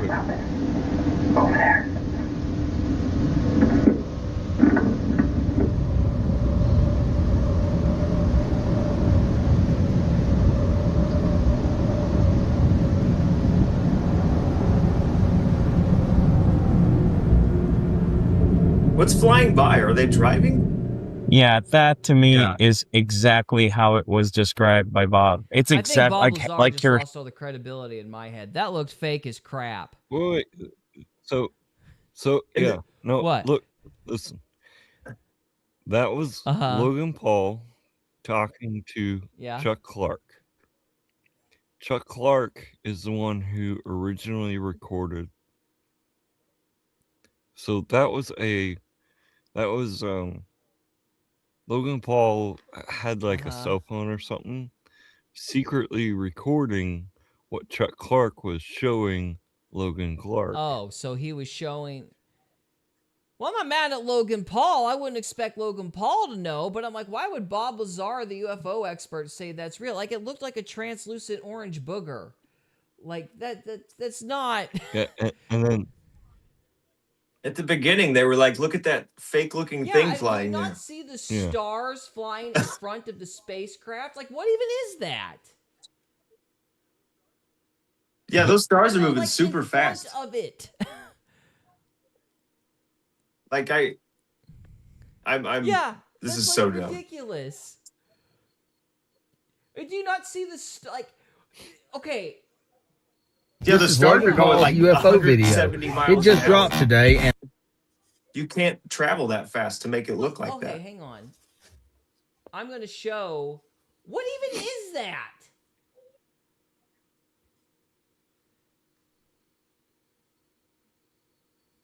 There, see, you got a star literally moving in front of the thing. Like, this is fake. This is clearly fake.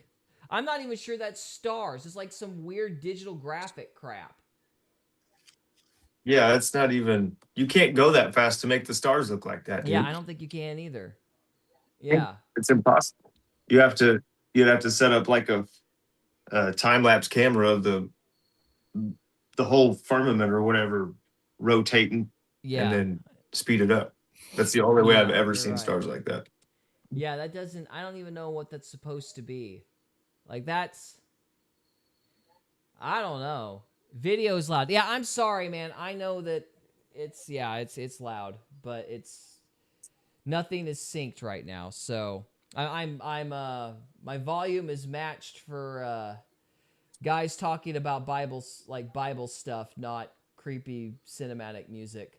So hang on a minute. Let me get back to my work. So yes, that was the only thing that we neglected to talk about, like alien related, last week, was Logan Paul's alien footage. We just focused on Greer. Apparently that was very disappointing. But hey, we actually have alien footage of our own, dude. Like, it's bad quality from my cell phone, but it looks like aliens to me. I don't think they're drones anyway. I mean, I started out thinking they were drones, but I don't know. We have like two collages, and they're supposed to start popping up again this month. So we may be putting out another one eventually. Probably in June sometime, if they're still there this year. Which I've been seeing them already, but they're hard to catch. So, but we got 2 videos of them. So if you want to see our footage, you could tell us if you think that it's better than Logan Paul's. It's better than what we just watched. Can you put the link? Can you put the link in the video? Link in the Something. description. That is a very good idea. Here we are promoting ourselves. We're actually like YouTubers. Look at us. What salesmen are we? So, good grief. It's a little pathetic, but hey. Oh, speaking of salesmen, new book out. Yeah, Always The get this Hunter. book. Next book. Buy it. I need money. It's The Hunter. That's book number 3. Of course, you could start the first 4 and still follow it, the series, but you know. All right, so shameless plug over. Let's see if I can find this alien footage. No one's ever written a better book.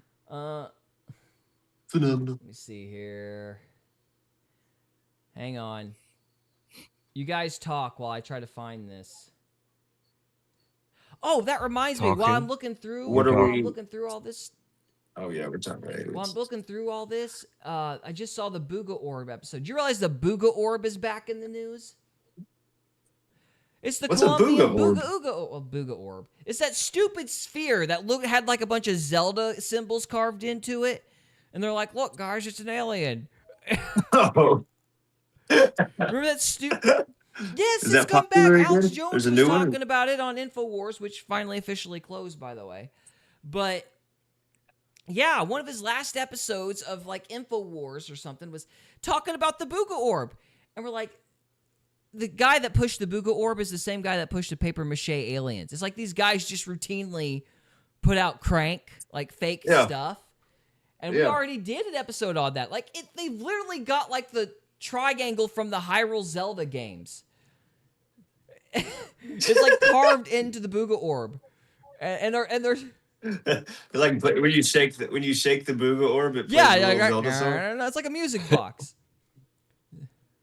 Yeah, we covered that like that was yeah, it one was of like our a first year videos. ago, and they're sitting there going, "Guys, it's super real. We swear." And you remember, it was fake, Yeah. but now it's real because everyone Yeah. forgot. Oh, it's really and you know. fake.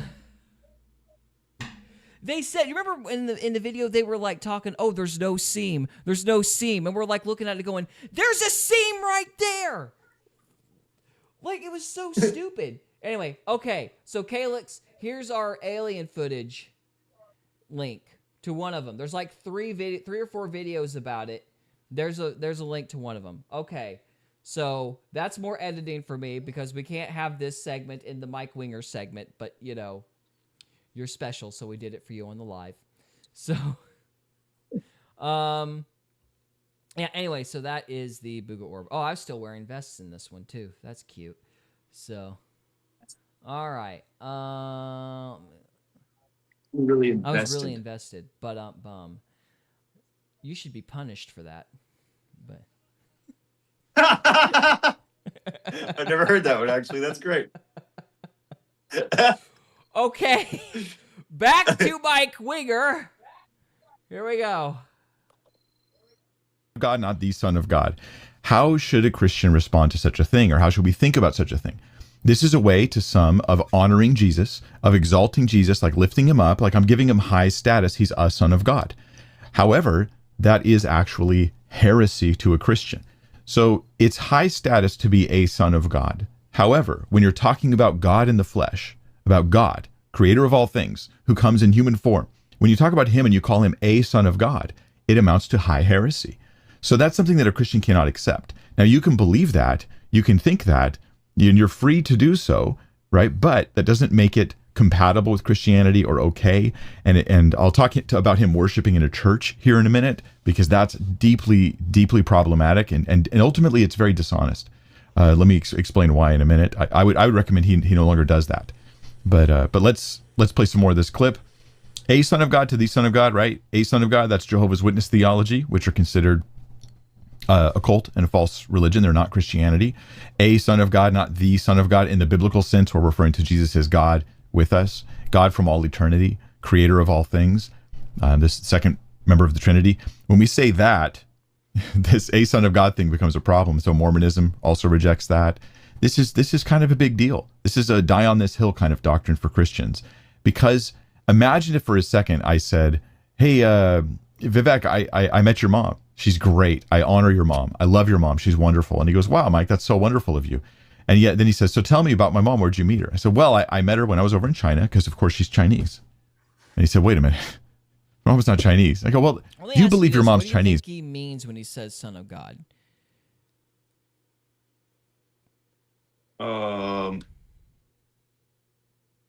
Because I have no idea. Like the Hinduism.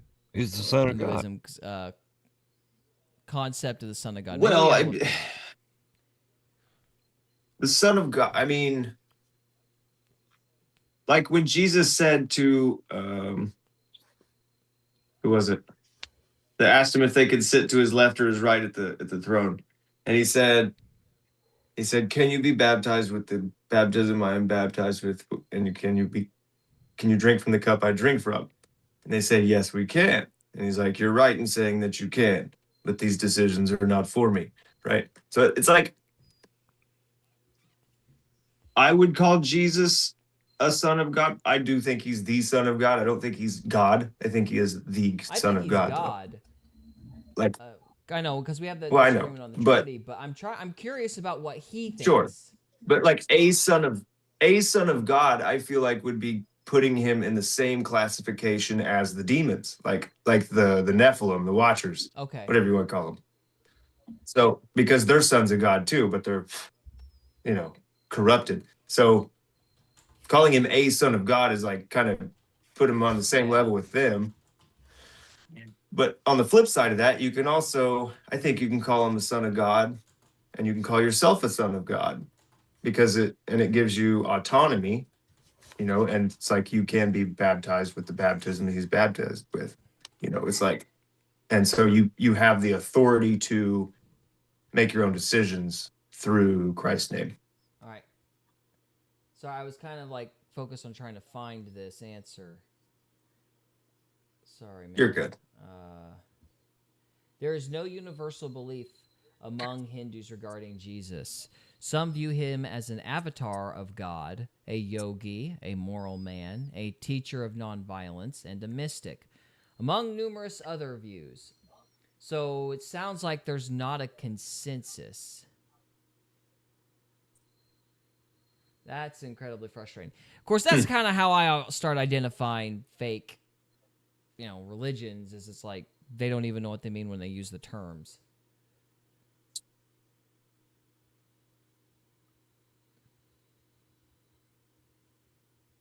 Yeah, we gotta... Yeah, so it looks like your mileage may vary depending on the Hindu. So, okay, I'm sorry, Cody. I do apologize. I got kind of locked in. So you were trying to explain your understanding of who Christ is, since even though you don't believe in the Trinity. Yeah. So you could kind of was it Thomas? Who was it? Thomas and Peter. They said, "Can we sit on your left and right?" I think that's right. But they said, they asked him if they could be baptized with the baptism that he was baptized with, and he said yes. And so it's like Jesus is giving them the authority to make decisions for themselves. Okay, but I'm lost. What does that have to do with him being the Son of God, and how that relates? Well, when you equalize yourself, like when you say I'm a son of God and Christ was a son of God, I think that's what the goal of that ideology is, to say I can make my own decisions. I don't think there's anything nefarious in it when you're coming from that way. But I definitely think Christ was better than me. Yeah. I think the Son of God, he's God, but he's God made flesh. Second person of the Trinity, as Mike says. I think that a Son of God in the Bible is a covenantal term, meaning in the same way that we, since Christ was God, we are sons, or Christ is God, we are sons of God because we have accepted him, in the same way that the people of Israel are the children of Abraham. It's a Son of God in the New Testament. It's like a covenantal term. The Son of God is referring to the Messiah, and that's the distinction between those two terms. I have no idea what Vivek means, and I can't find it out on the internet, because it sounds like they all mean different things. Yeah. So he probably doesn't know what he means, honestly. He's like, I don't know, because you get into that new age stuff, and you almost feel like you're on an equal playing field with you think Christ. that's what it is? Yeah, and I think that's where he's coming from. You think But there's some crossover between Hinduism and New Age, and they're both kind of trying to elevate themselves God tier?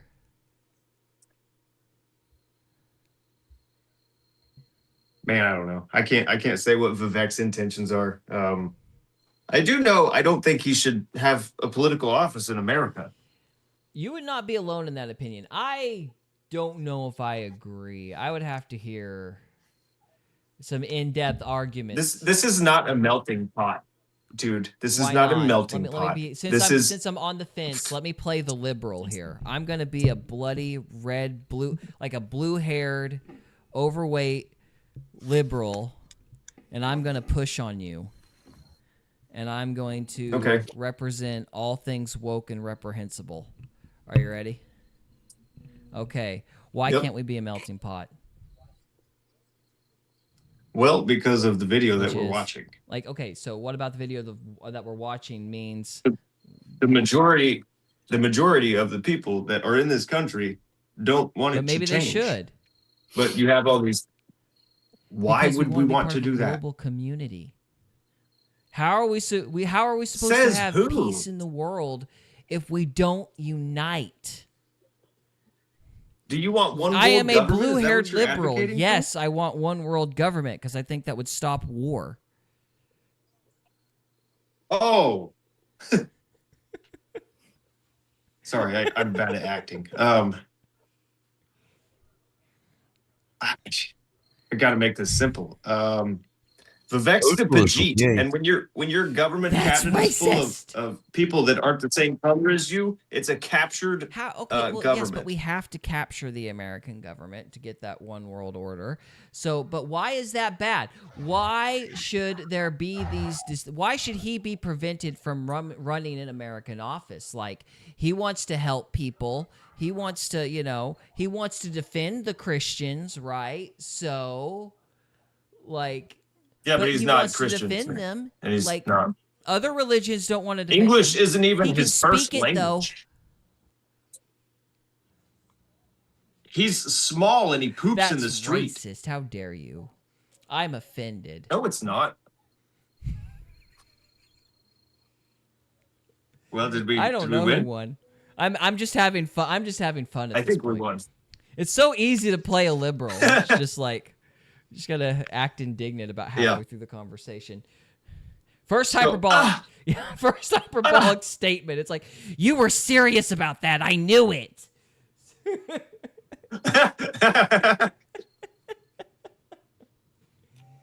Oh my goodness. Yeah. How dare you? I'm triggered. Okay, sorry. All right, we'll see what Mike Wigger has to say. I am curious. Or not Chinese, but I believe she is Chinese, and so. I met her there. She was 6'3". She weighs 400 pounds. She's an expert magician and juggler. And he says, Mike, you're not describing my mom. The honor that you're giving is to some other person, some other woman, not my mom. It's actually insulting to my mom that you have replaced her with someone else and you're identifying that person as my mom. That's normal human understanding. You get it when you talk about people, but suddenly when we talk about Jesus, he's like Clayface from Batman. He can mold into any shape you want. He can take on any form you want. He's an amorphous blob. But any Jesus that can fit any shape you want is an offense to the true Jesus. Like, it's how people lie. You sit there and you dilute the definition of a term so that nobody knows what it means. It's a trick. It's a rhetoric trick. I think that makes sense. I'll move forward. It's my view of Jesus Christ. He's got our family. Do we worship in churches? Yes, we do. Is that compatible with our faith? Yes, it is. You worship in churches? I'm assuming he means Christian churches here. And if that's the case, and you say it's compatible with our faith, that's okay that it's compatible with your faith to go into the church building of a bunch of Christians who are worshiping together. And then you think, I can in good conscience do this because it's consistent. I'm internally consistent with my beliefs. What I would want Vivek and others to understand is that what you're doing is actually an insult. Now, we want you to come to church, right? If you're a Hindu, you're Buddhist, you're Islamic, you're atheist, you're just questioning, you're agnostic, you're kind of like New Age, or you're sort of moral therapeutic deism, so common in our country. We want to see you in church. But if you go to church and you say, I'm worshiping alongside you guys, but I have a wrong Jesus, and I actually reject your beliefs, your core beliefs of your faith, that is dishonest to do that. It's the same reason why you don't take communion if you're not actually a Christian. It's actually dishonest and insulting to do so, both to everyone in the room as well as to the very nature of Jesus and his sacrifice. Insulting though, because I'm not insulted. Like, I'm like, well, you're wrong, but like, I don't get indignant, and I don't understand. Maybe I'm just a. Yeah. It's because he's like really identifying as a Christian, and that's what Vivek is like Mike Winger identifies as a Christian. He's like, I am a Christian. You think right? when he says I am a Christian, are you saying that he means more than just a Christian, but he means like culturally, like part of that world? Are you? Because I mean, I'm a Christian. He attaches his. I believe that Jesus Christ is the Son of God. I believe He died on the cross, to save me from my sins. I believe He rose from the dead on the third day. I believe in the Trinity. I believe the Bible's inerrant. I mean, I am a Christian in my beliefs. Is that what you mean? Or are you talking about like, I go to church every Sunday, I don't cuss, I conform to certain traditions, and do you think he means it from a religious like belief standpoint, or do you think he means it from like a cultural standpoint? I'm talking about from a personal standpoint. Okay. He identifies with the group. He's like, yeah, that I it's hard to talk about identities because it's so like personal. Yeah, well, I think that's one of the confusions to me because it's like I identify as a Christian, but I would just be happy that Vivek is in the door because I'm gonna irritate him and try to win him over to Christ. It's like, why have a Christ when you can have the Christ? But he has power over you. You don't want that. Power over me? If you elect him into a government office, I'm talking about just getting him into church. Let's stay focused for a minute. The One World Order is coming, Cody. You just need to accept it. So. I don't know. I think Mike, like, if Mike didn't have Christianity, he'd be a mess. He'd fall apart. I'd be a mess. I don't identify with Christianity, and I'm fine. Okay. Well, yeah, but what do you mean by identifying? Like, that's kind of the whole crux of the issue here is I don't know what you're talking about when you say identify. Because I identify... When I say Christians suck, that offends you, right? No, I'm doesn't? just kind of like, why? Well, it would offend Mike. It would offend Mike Winger, okay? I mean, it might. He would take it personally. He would take it personally. Like, that's the identity thing. Like if I'm like, I'm a mechanic, right? I can work on cars. And somebody comes along and says, mechanics are stupid. Like, they're all idiots. Like, that's going to offend you if you're a mechanic. That's like, so like Mike is good at Christianity. So you're saying... in his eyes. And so when you say Christians suck, you're just saying he sucks. So you're saying there's like... I don't think identity would be the best word I'd use based on what I'm hearing. I think it sounds like you're talking about emotional investment. You're talking about... Yeah. Yeah, ego. like it's a pride thing. Ego. It's tied to your pride. It's tied to your ego. It's Yes. tied to your id. Yeah, okay. I think I understand what you're saying now. Yes. Okay. And so the difference between you and Mike Winger is your ego isn't attached to your Christianity. Well, part of Christianity is you're a complete degenerate and you're lucky to be standing upright. Like, you live and die by Christ's grace. And so I don't, it's like, why would I get mad at anybody when I'm such a mess? So that's kind of my attitude. Right. And maybe I'm wrong about Mike, but he's getting awful in his feelings about Vivek and all that. I understand what you're getting at now. Okay. All right. And to yourself, because it's playing make-believe at that point. So no, I don't think that Vivek should be he can visit a church. Worshiping in a church is an affront to Christ, because the Jesus that I'm worshiping, yeah, it's like he's the rejects arbiter all other foreign gods. Oh, you're not allowed. And he also rejects the worship of those. It's like Mike is like the arbiter of churches. Like, oh, you're not allowed to worship in my church. It's just like, what? Yeah, it's like, well, how would you stop him? I mean, if he's really going to. Yeah. And why would you stop him? He's closer to... I mean, if he's in there like shouting demonic curses in your church, yeah, beat his ass. But like, yeah, like if he's like a threat or whatever. But I mean, if the person's there, then I feel like I would take the opposite approach. I feel like you have an obligation to try to win him over. And honestly, you're probably going to run him off the harder you try. You know what I mean? Like, the sin would be to ignore him and let him go on. But you would certainly confront him. And if you're not confronting him about his erroneous beliefs when he steps into your domain, that is a problem. There's a timidity there. But yeah, I would certainly want him in the door because that gives him a chance to be saved. But I mean, this is all hypothetical. Realistically speaking, it's almost like there is a point in Mike's favor in that even stepping into the door would be like an act of spite. It's like, why would you go in there to worship another god in a church? It's almost like you're a dog peeing on a fire hydrant. It's like you're marking your turf, or you're trying to invade somebody else's turf. And there is something disrespectful in that, and there is something intentional in that, and that would. I wouldn't acknowledge it. I'd just try to convert him, but that is a fair concern, I think. Yeah. All right. About halfway done. Who reject him and try to still claim they worship him, because he warns about false Christs. These are Jesus' own words. He knows that you can't have Jesus that's an amorphous blob, right? You can't have the clay-faced Jesus, because he warns there will be false Christs who will rise up and they'll deceive many. And Vivek is worshiping a false Christ, which is sad for his life and his heart, because he doesn't have the true Jesus. So probably not a good idea. A good idea to visit a church, to go there, hear the gospel, and consider the truth of Christ, and know that we're inviting you to this thing. Vivek, you seem like a sincere guy. Come on down. But if you go, I'm worshiping Jesus just as you are, I go, wait a minute. No, you're not. That's an offense to Christ. Let me show you let me go through the video, then I'll show you a Bible passage first, because I'll lose my place in the video if I click away.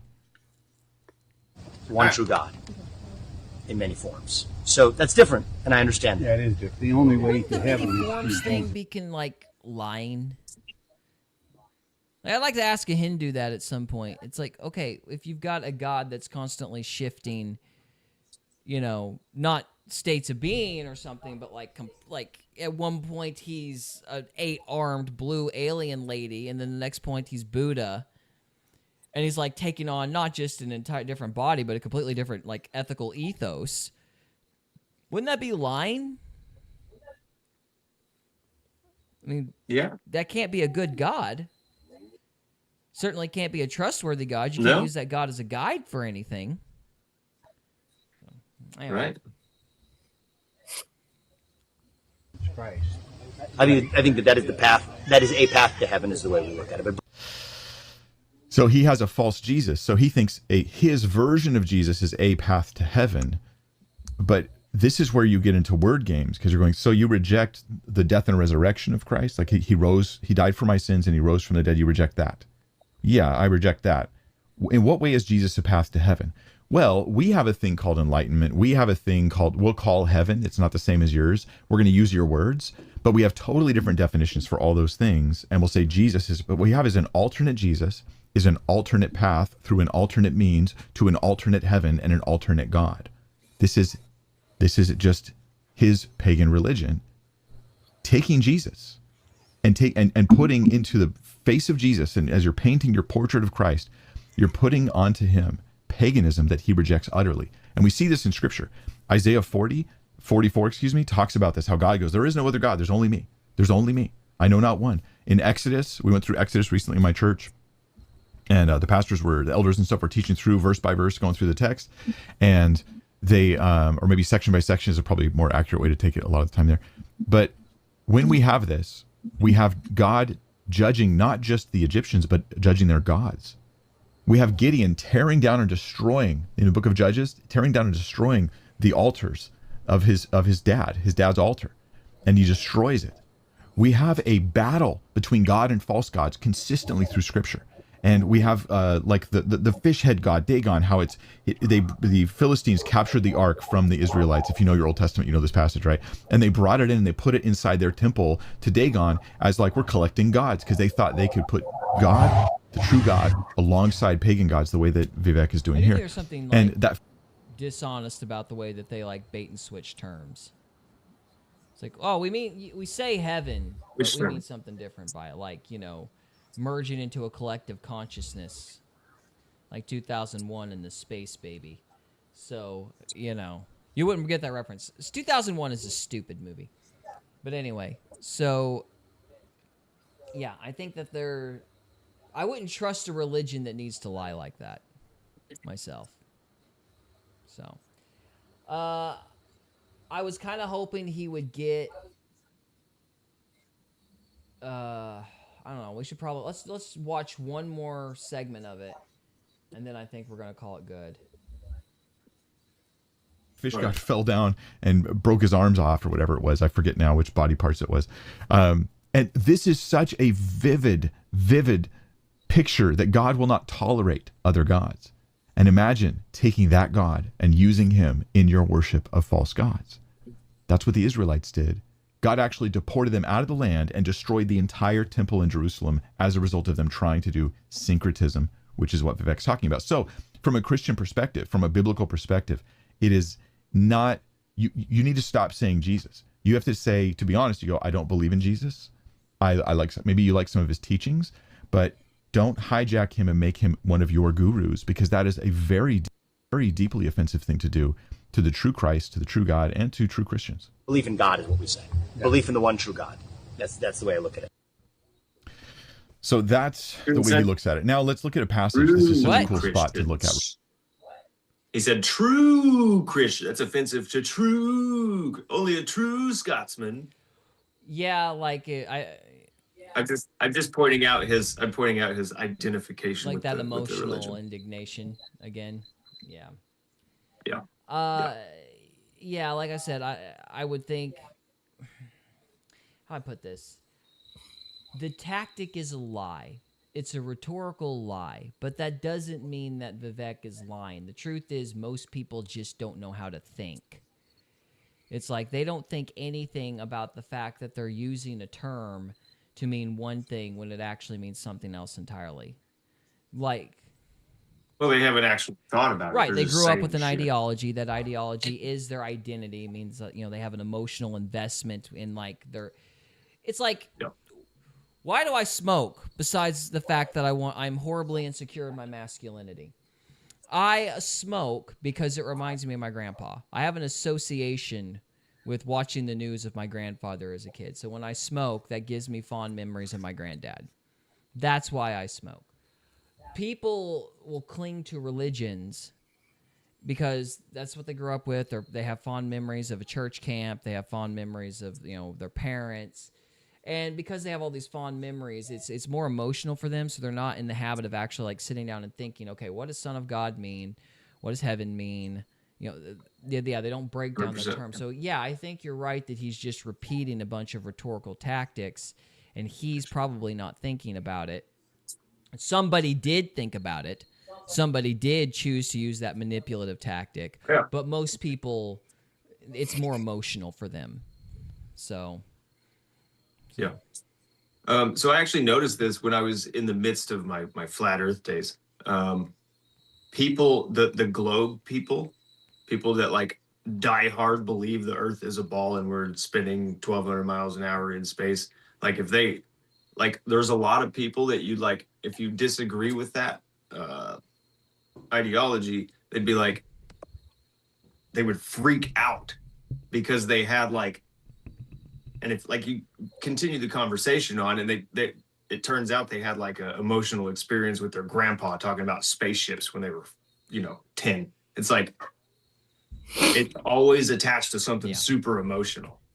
So if you say flat Earth and they freak out, it's because they had a very emotional experience that reminds them of the globe from their childhood. Yeah, basically. I agree. I think that's the way it is with most things, for sure. Yeah. So. Okay, we're going to wrap this up. This is the last segment for the night. We do have a bonus thing because we promised Amy McLennan that we were going to try to join her Bible study at 12. So if you guys don't want to stick for that, I understand. But I am going to at least attempt to find this YouTube channel that she's talking about and join her study because I gave her our word that we would. So, but as far as like the actual episode is concerned, we are done. So, guys, thank you so much for watching, and we'll see you next week with another topic. For now, we're going to try to figure out how to merge with this other Bible study and see what happens. I think I'm out on that, boys. So, yeah, I'm gonna head out myself. All right. Well, I will continue on. See you guys later. Trevor will be watching. Yeah, he's still here, so yeah, he'll just have to sit in the office and suffer with me, I guess. So, all right. Well, hey, I hope you have a good conversation with that Yeah, guy. if I if you figure do it on, out. man. Appreciate it, man. All right, we'll see you later. You have a good night. Peace. Later, dudes. See ya. All right, Cody. Or Trevor. So, what is your plan exactly? What is One more your time? plan exactly? Well, Dina just messaged me about 12, said they were going to bed. So Okay.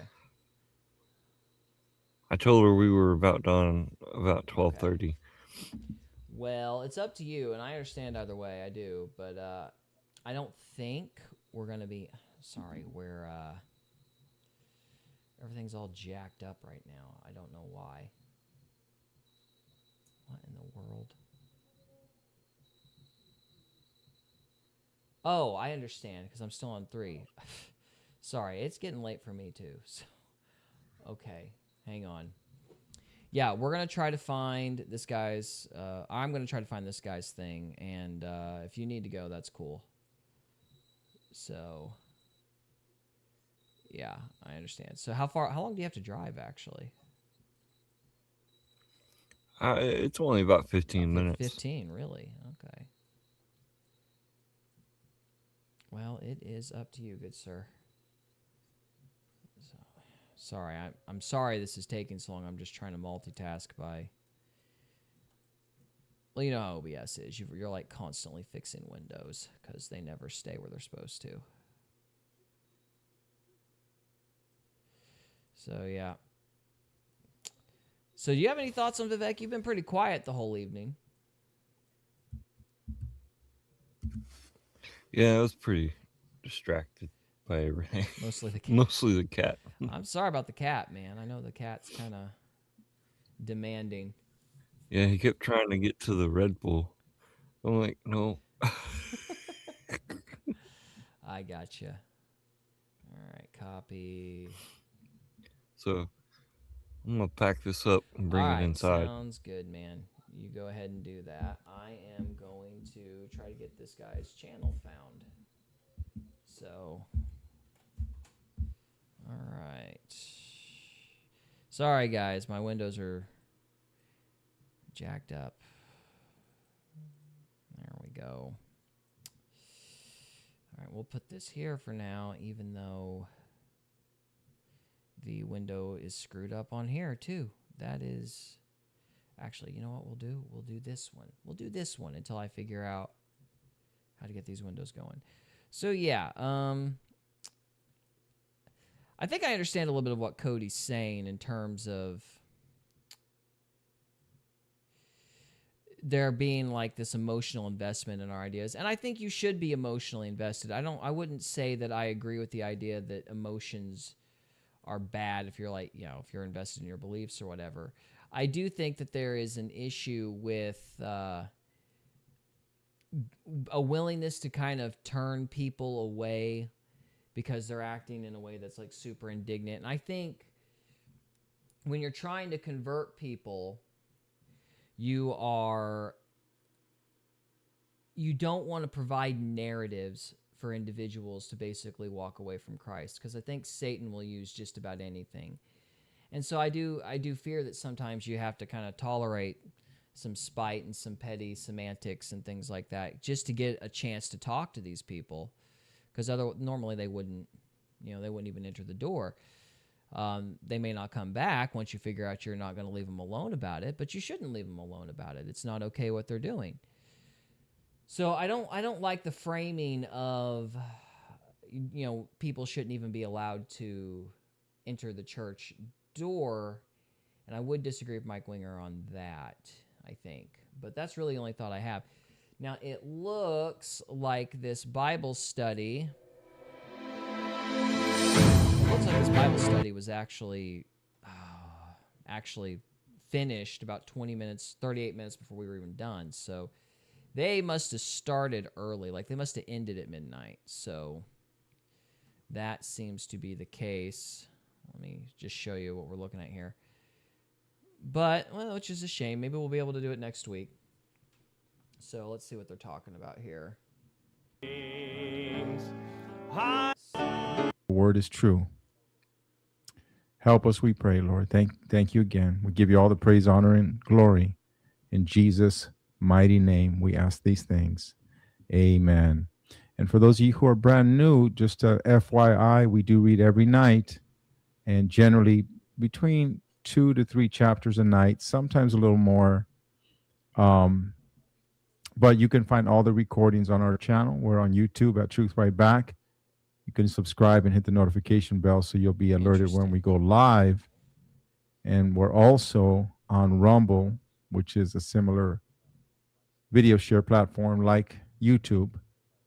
And you can find us at Truth Right Back there, or Truth Right Back, and hit the subscribe and notification so you can get alerts when we go live. Well, and we do upload our recordings. We'll maybe take a look at them next week and see what they got to say. So, shame that we missed it, but that's all right. A lot of our conversations went longer than we intended to. I'm probably not going to incorporate that Lauren Southern one. That seemed like a bust, and I think I kind of screwed up on that. But, that's all right. We're still learning, I guess. So, all right, guys. I'm going to go ahead and sign off. Appreciate all of you who stuck this out. We're trying to get a little sharper on the show. That is to say that we're basically going to focus on faith pretty exclusively for a while. We'll try to integrate fiction and folklore and aliens and stuff as much as we can, but because we've been fighting the algorithm so much, we need to really focus our attention on creating kind of a housing for the whole channel so the algorithm knows where to put us. Like, our podcast has been growing pretty linearly, but we've really struggled on YouTube, and I think the reason for that is because the algorithm has no idea how to classify us. Like, it's just lost, and we've just been going to absolute war with it pretty consistently. So that's pretty much all I have. So expect a lot more faith content. We're probably going to be doing more live Bible readings. They are, again, it's very strange. They're fairly popular on the podcast, but they're not doing super good on YouTube. But we're going to keep doing it because we like them, and we like the idea of actually studying the Bible as a group and getting feedback from the chat and talking to a large group of people about the Bible as it's being read. I think that's a pretty good idea. What I would love to see happen is I'd love to see Catholics and Greek Orthodox and Protestants and Baptists and just like a whole list of people reacting to interpretations of Scripture in the Bible in real time. I think that would be very fascinating. And so we'll see if we can work towards that direction. But for now, we're going to go ahead and sign off. So guys, thank you so much for watching, and we'll see you next time.